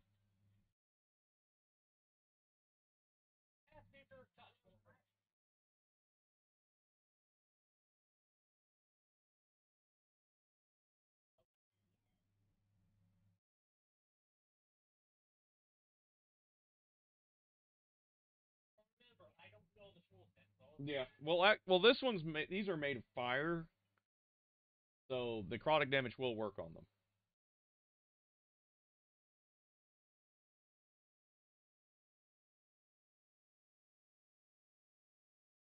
Okay, so let me look. Alrighty. I need to look at the spell. Hello, baby cat. Are you helping? Get down there so I can look. You're not gonna get it? Okay.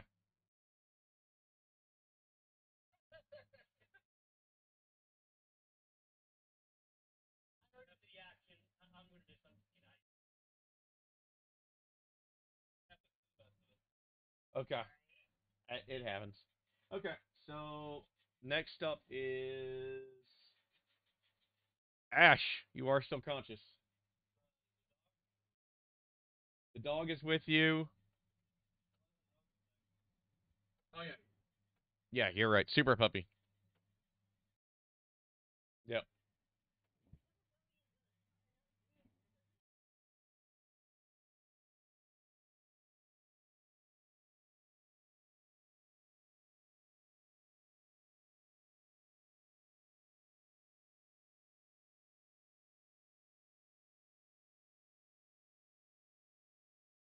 6. Okay. Ash, you're next. There are 2 cultists left alive and a beat up burning thing.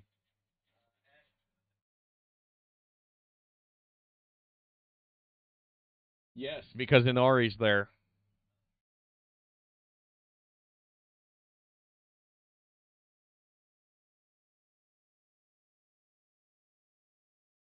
That will certainly hit. Roll damage. Okay.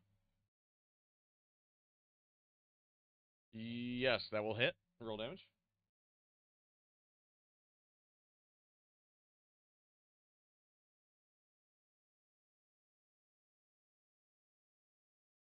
whack will hit. Okay. It's not feeling too good. Yeah, that one's also dripping fire. That one actually is dripping ashes whenever now. Like it's bleeding as ashes. Um Ashes gone. The fire screamer is dead. It is now up to the lone firegeist to double fist punch. He's going to take a shot at Ash and be horrible. It's got disadvantage and Bane. The first one misses. The second double fist punch. 16 still hit. Okay. You take 1d6 plus 4. 7. And make... And let me check a thing. Okay. It has now completed its turn. It is now Anori's. Nope. Didn't have the recharge.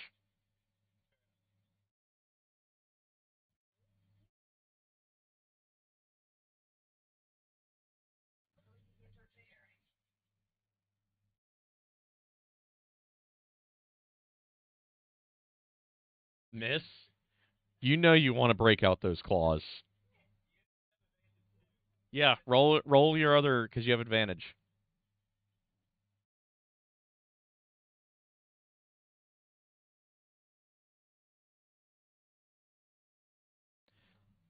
So that's better. Now roll damage.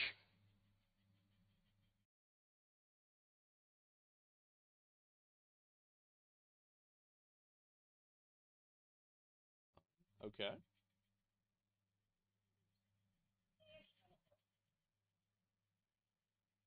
Okay. Make your second attack. That will hit. Roll damage.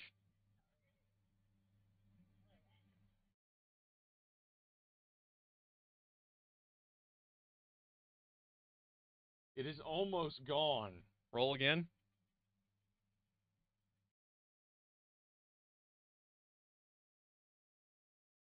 Because you had advantage. Yeah, you have to do one more.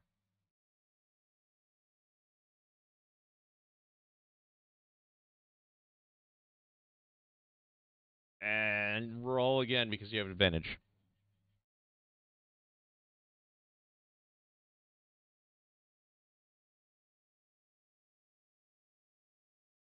That will hit. Roll damage.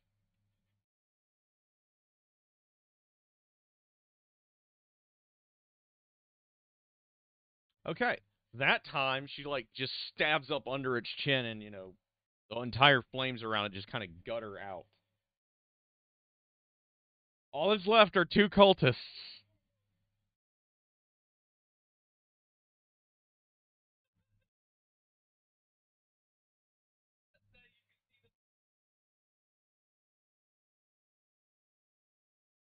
And they all hits. Roll damage.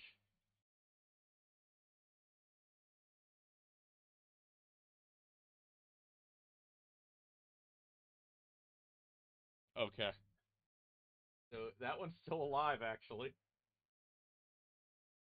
All right. The cultists are gonna swing at the puma. They aren't giving up. They're now flanking the puma. That will hit the puma. You take 6.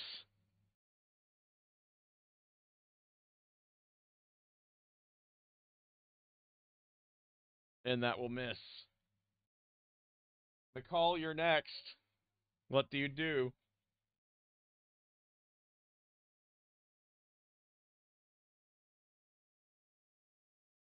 There's just the 2 cultists left. McCall, what do you do?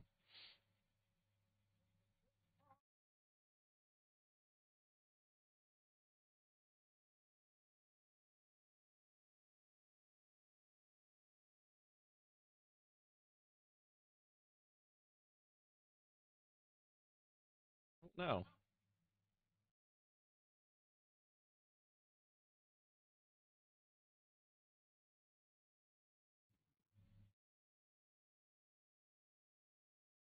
It's your turn.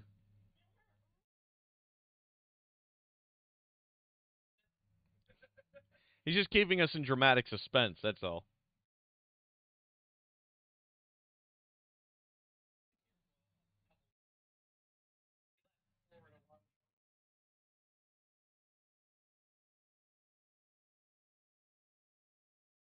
Yep, just two.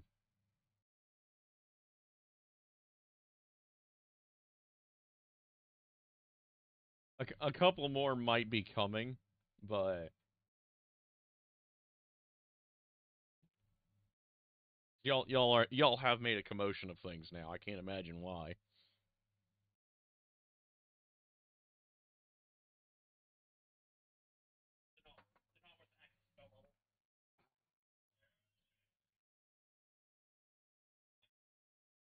So he walks up,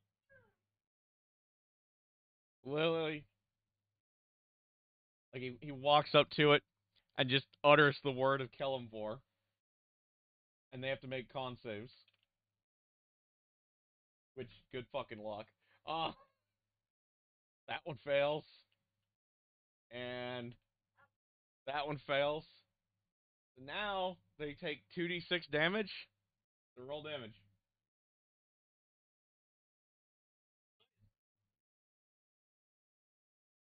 Yeah, he just walks up, utters some word that is important to Kellamvor, and just the sheer divine truth of it, just like you just see blood just start pouring out of their eyes, nose, and mouth, and they just drop.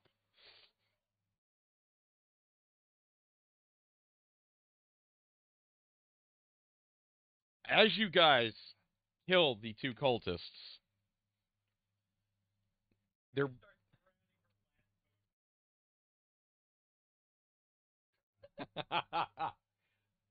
the the blood that is running out of them continues to run out of them and surges towards the giant brazier. The flames reach 60 feet into the air,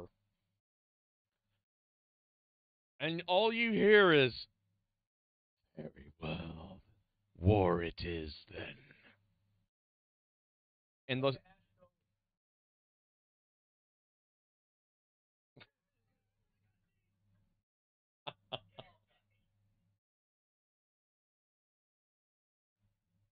but yeah, and the sun seems you swear you see just a hint of the sun in the west.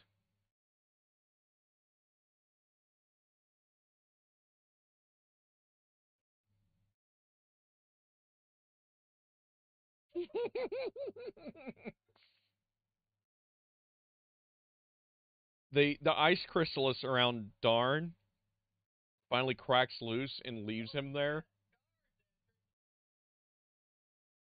And like as you get to him, like the ice chrysalis that's around him like shatters, and he's left like wide eyed, just kind of staring up at you guys. And he's like, "I think I saw the afterlife."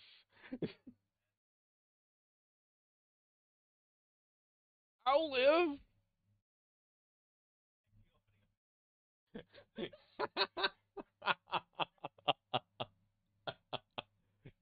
um, he's got all of his teeth. In fact, no weird extra chompers, nothing freaky with his ears. Um, in fact, like as you guys kind of pull him out of the ice that he was laying in, you notice that the wound is completely closed. Uh, what should have been a death blow, and Darn has 4 hit points. Yes, Darn is at 4. Um, actually, hang on a minute. Let me do a couple things.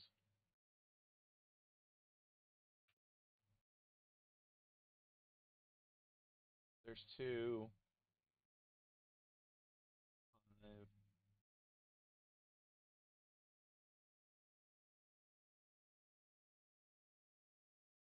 13.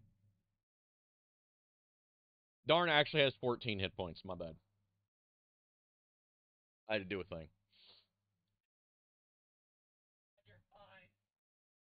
Mine's relative. I saw God. It wasn't my God.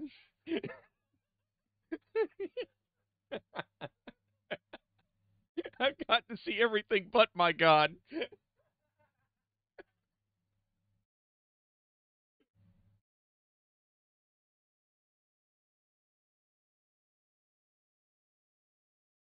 No.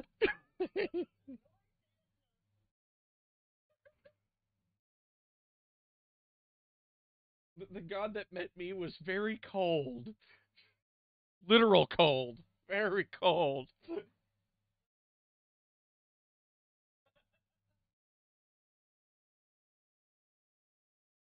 Um, as you guys are like, kind of gathered around Darn, the flames in the brazier pit just completely gutter out.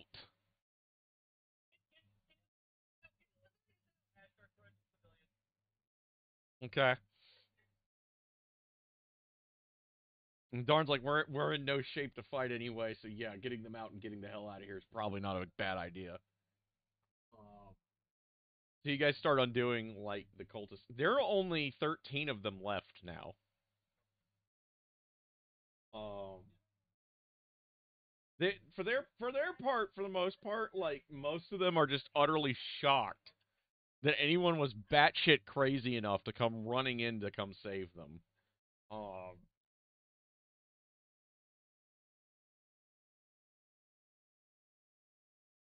they start running east, back towards the Locky that's intact.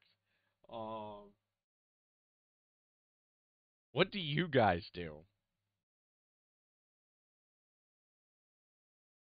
Yes, and give me a second.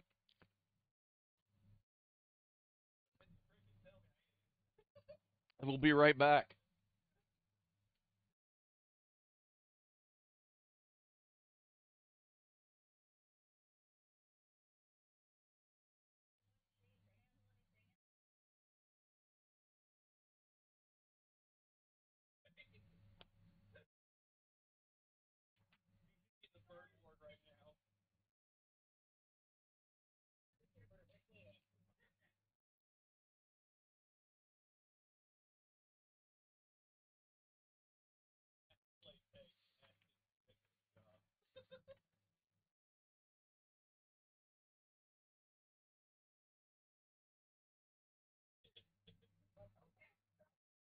It'll be fun.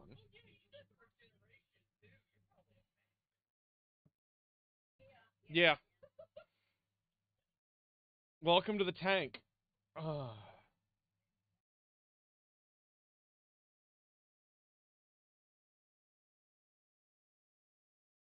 Ash likes walking in like really deep, and Anori's scared too, which is hilarious because Anori has magical claws.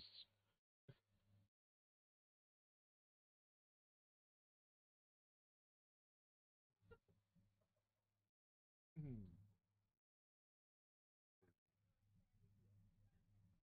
That's. Let me look. Ooh, so as you guys are looking around, let me find it. Let me find it.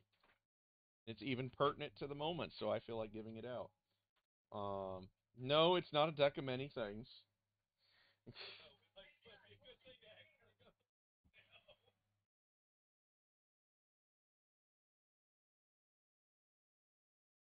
You find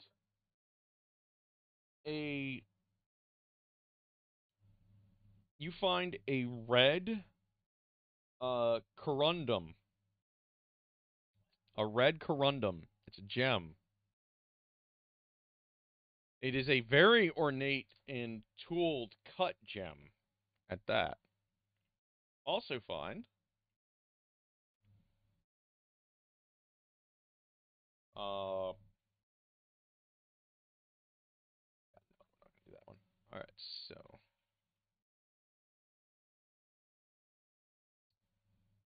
let's do this. Roll me investigate checks with advantage.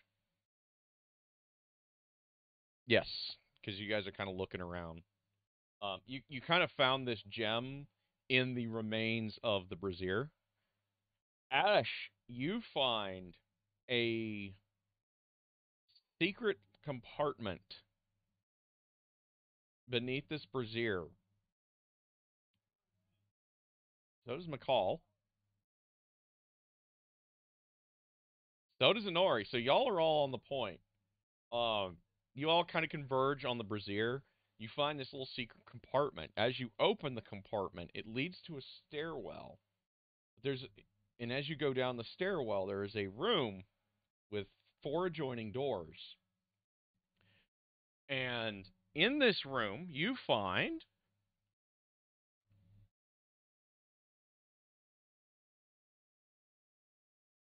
oh, that's perfect. That is literally perfect. Okay. You find 2 of those potions of fire breath. Uh,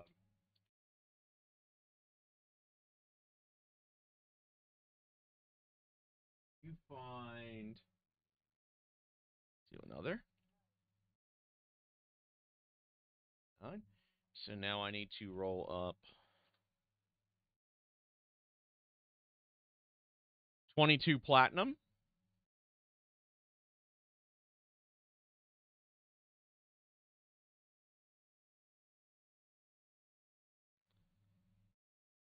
Yep, 16 gold.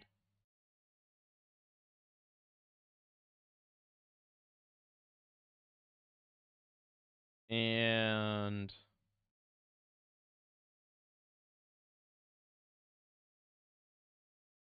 14 silver.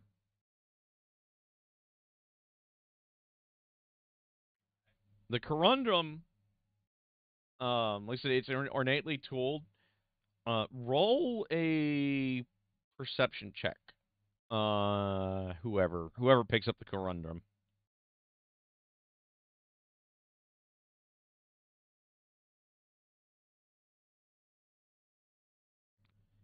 You notice little runes inscribed into the corundum, and it tingles. It tingles warmly in your hand.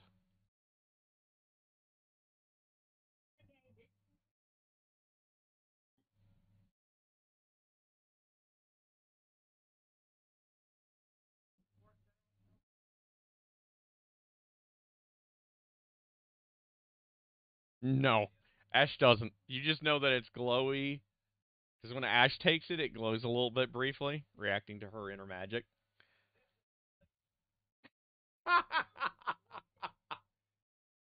All right, go for it.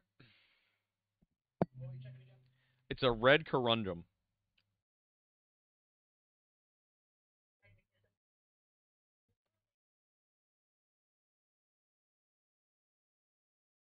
It really is.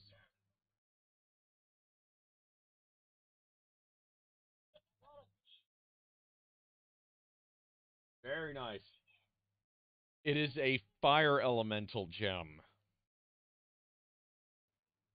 You crush it, and a fire elemental comes out under your command.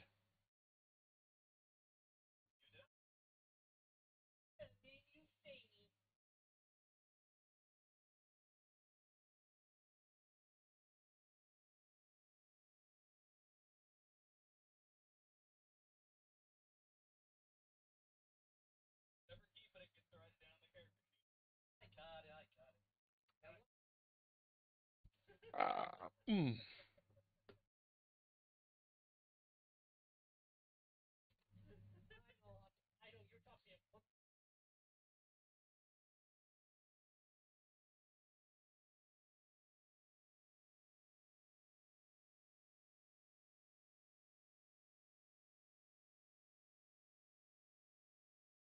Yeah, but soldiers don't cast spells that unmake reality around them. You just put your booger finger on the bang stick and make things happen. There's a little difference.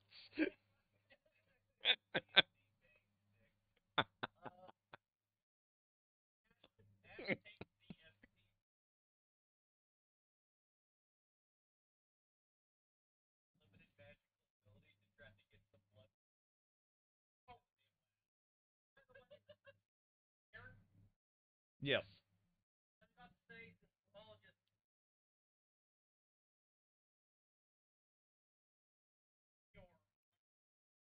Okay. Kind of get everybody patched back up so that there's a semblance of, sanity. Let's see. Darn is pretty close to full, isn't he?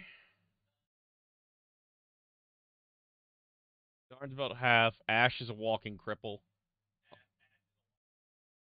Um, she looks like Roadkill from Twisted Metal too. Um, yeah.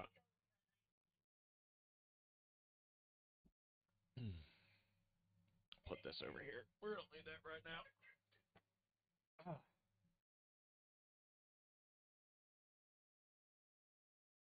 Okay.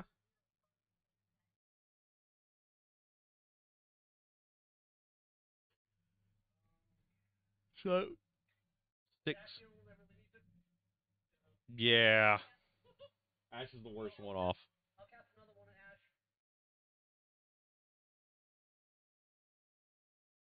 It is funny that the one with regeneration is the one with the oath bow. I'm just saying. We don't need to give a shit about our ranged hero, guys. Why? She'll heal herself.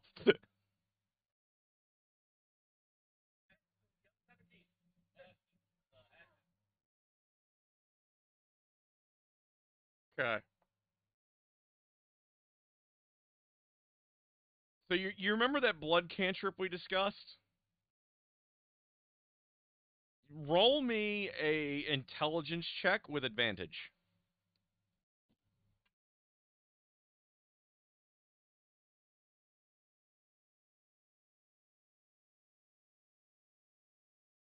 You succeed.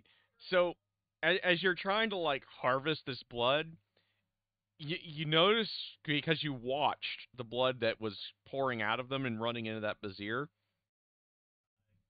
No, you find what little is left in them, and you can focus on its smell, and you can taste it on the back of your tongue, and your just sheer arcane will draws the blood up from somewhere in their bodies, and it fills the flask.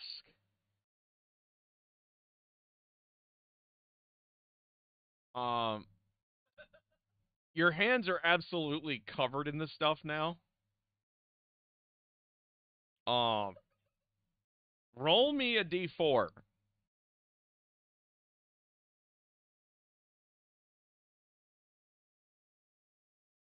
2. Okay. You regain 2 hit points because, some of it went into your mouth. You made a mess of it, but you now know you can draw blood to you. You now can do the whole vampire laying on the floor and draws blood into his mouth as he's laying there thing. Yes. A Kane slash Camilla slash Elizabeth Bathory. Yes.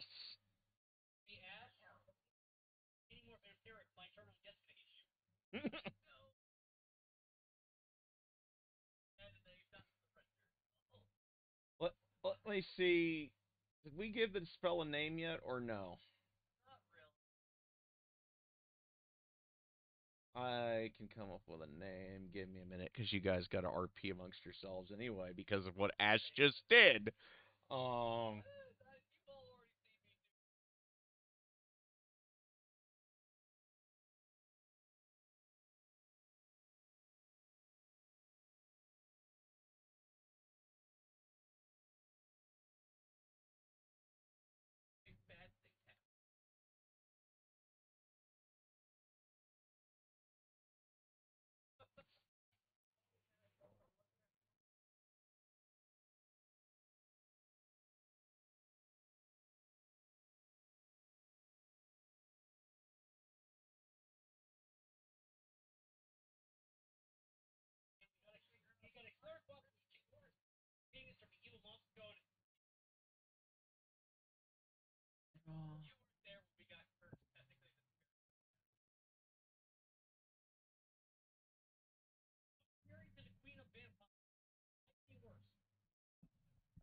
Yep. Strahd's first wife is McCall's wife, who he still doesn't know if she's even alive at this point, by the way. Because for all you know, like, once you got away from the attack that happened to you after you left her chambers, they might have gone in there and staked her ass, the other undead. So you don't even know if she's alive or not.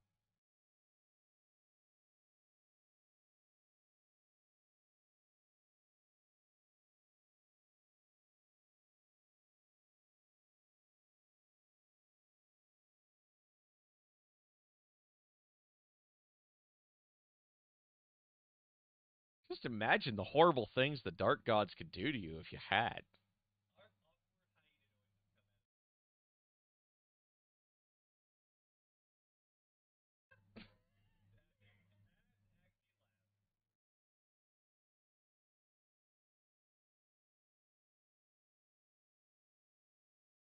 Okay, the name of that spell is going to be called Call of the Blood. Yep. You can do an at-will version, a level 1, or a level 2 version, or whatever.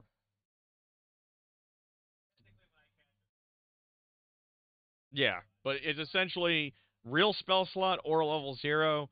The level 0 will let you move it as the level 0 move water spell, but only for blood. And the level 1 version will actually let you do damage with it.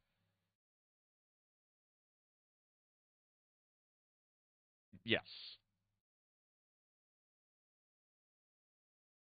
Like, whatever the spell is that lets you move a 5-foot cube of water is the level 0 version. Yeah. When you blow a spell slot, I guess technically everything for you is like level 2 now. Okay, so yeah, everything's like level 3 for you. When you blow your spell slot on it, the target will have to make a DC. Your spell C save DC is uh but essentially like you only get like this is only a one target thing. Um it is essentially going to give you a ranged vampiric touch for blowing it. And it's like up to a range of 20 feet.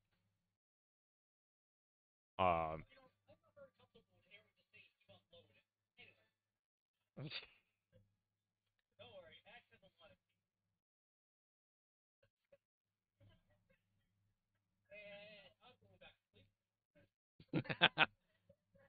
Ash has a mouthful of chompers, upper and lower. Uh, just put it in your inventory. And it's like called Elemental Gem. Yeah, it should be in there.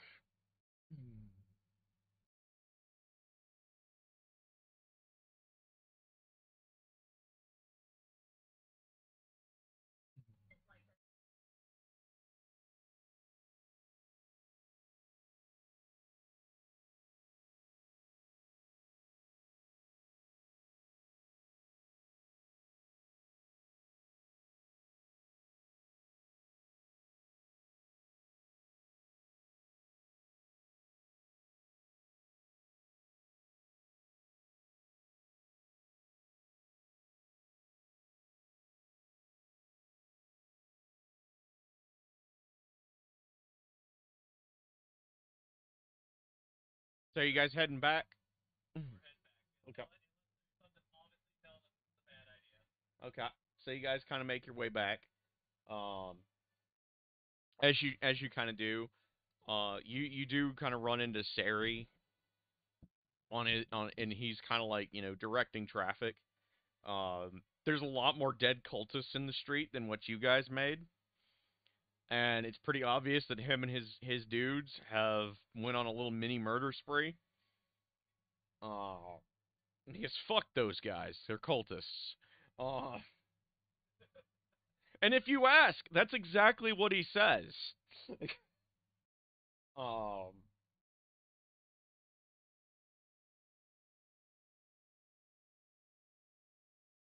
and so yeah, he's kind of like directing traffic, and you guys make your way back to the tavern eventually. Um, you still look a little beaten and burned, obviously. Um, you kind of you're rallying and talking about everything that's happened, and you're gonna basically get your long rest for the day.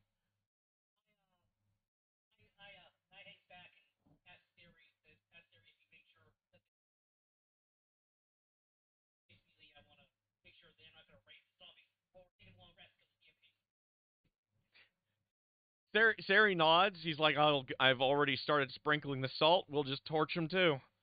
Um,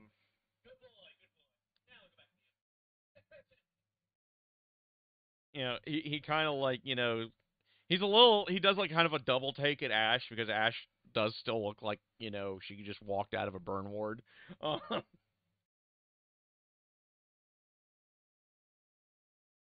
And eventually you guys kind of run into Danrick, and he kind of looks at you guys and he's like, "Holy shit, guys, really? Y'all don't fuck around, do you?"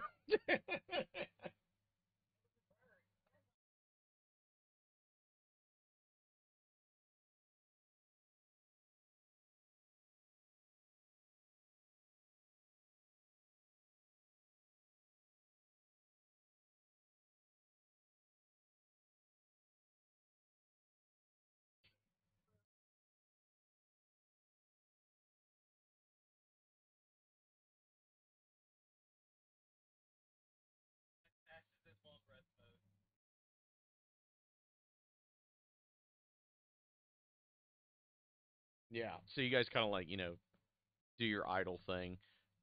Everybody gets their long rest back. I don't really have anything prepped, and I'm not. I'm still kind of drawing a blank. Uh,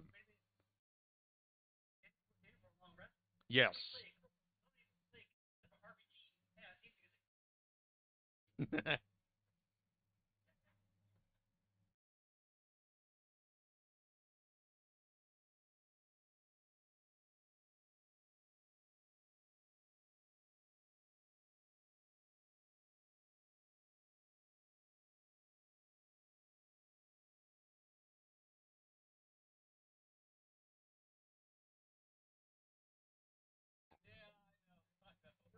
Quite literally.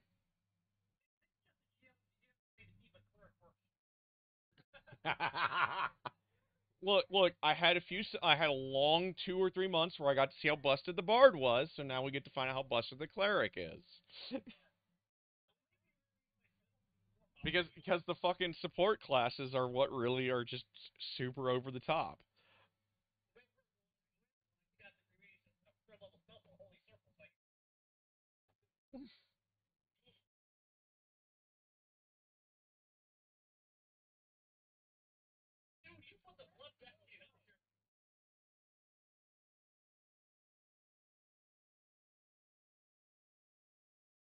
Yeah, Curse of Strahd is supposed to be hard.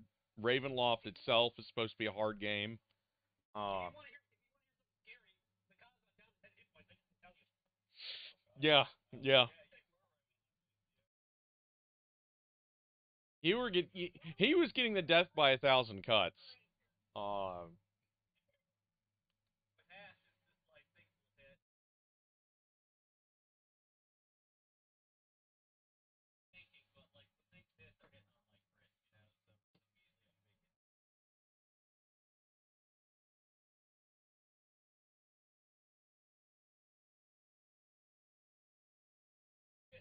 but yeah, you guys are getting there. You guys are getting there.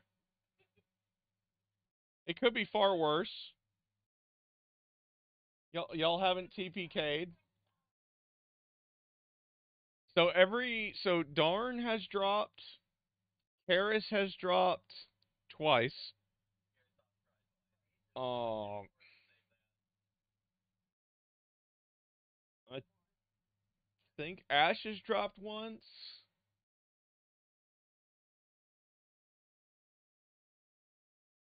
Yeah. So yeah, that's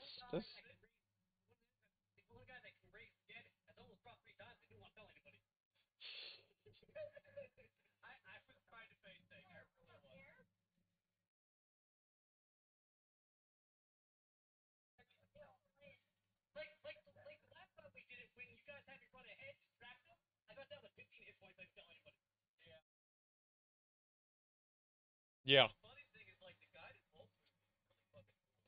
Yeah.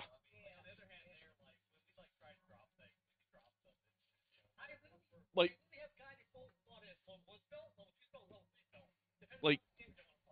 like, if once the encounter turns into a damage race, you guys almost always win, even if it's like 2 to 3 CR worth of an encounter above you guys. The problem is once the lockdown starts, then you guys go to pieces. Uh, but that's just the nature of the way the party's built because it's all strikers and like one support. Uh, but I've already got dibs on either a druid, a barbarian, or a cleric or a paladin. So those are my gimmies. So I can fill whenever we actually get to a point where I'm not the perma DM.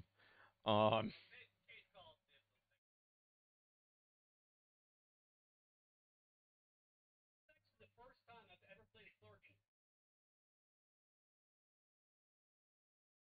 Cosmic irony is I've not played a cleric in 20 years. Uh, or very close to it. My last cleric was a dwarf.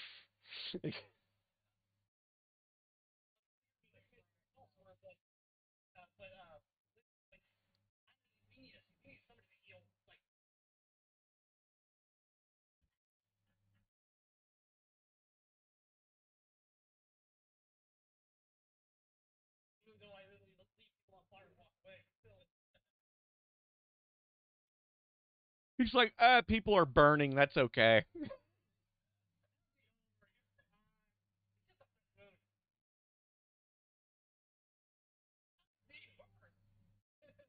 Yeah.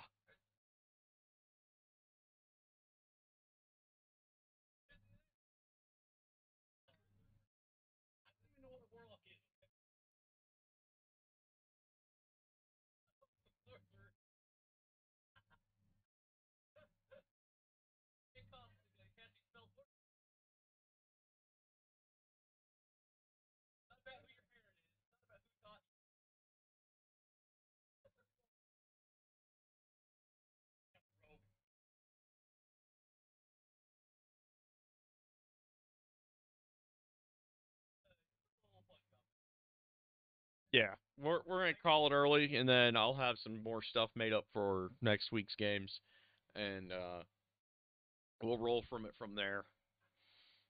But so yeah, everybody, welcome. Thank you for all joining us. Glad you guys could all stop by and watch us in our party bravely overcome the tyranny of the sun. Hopefully.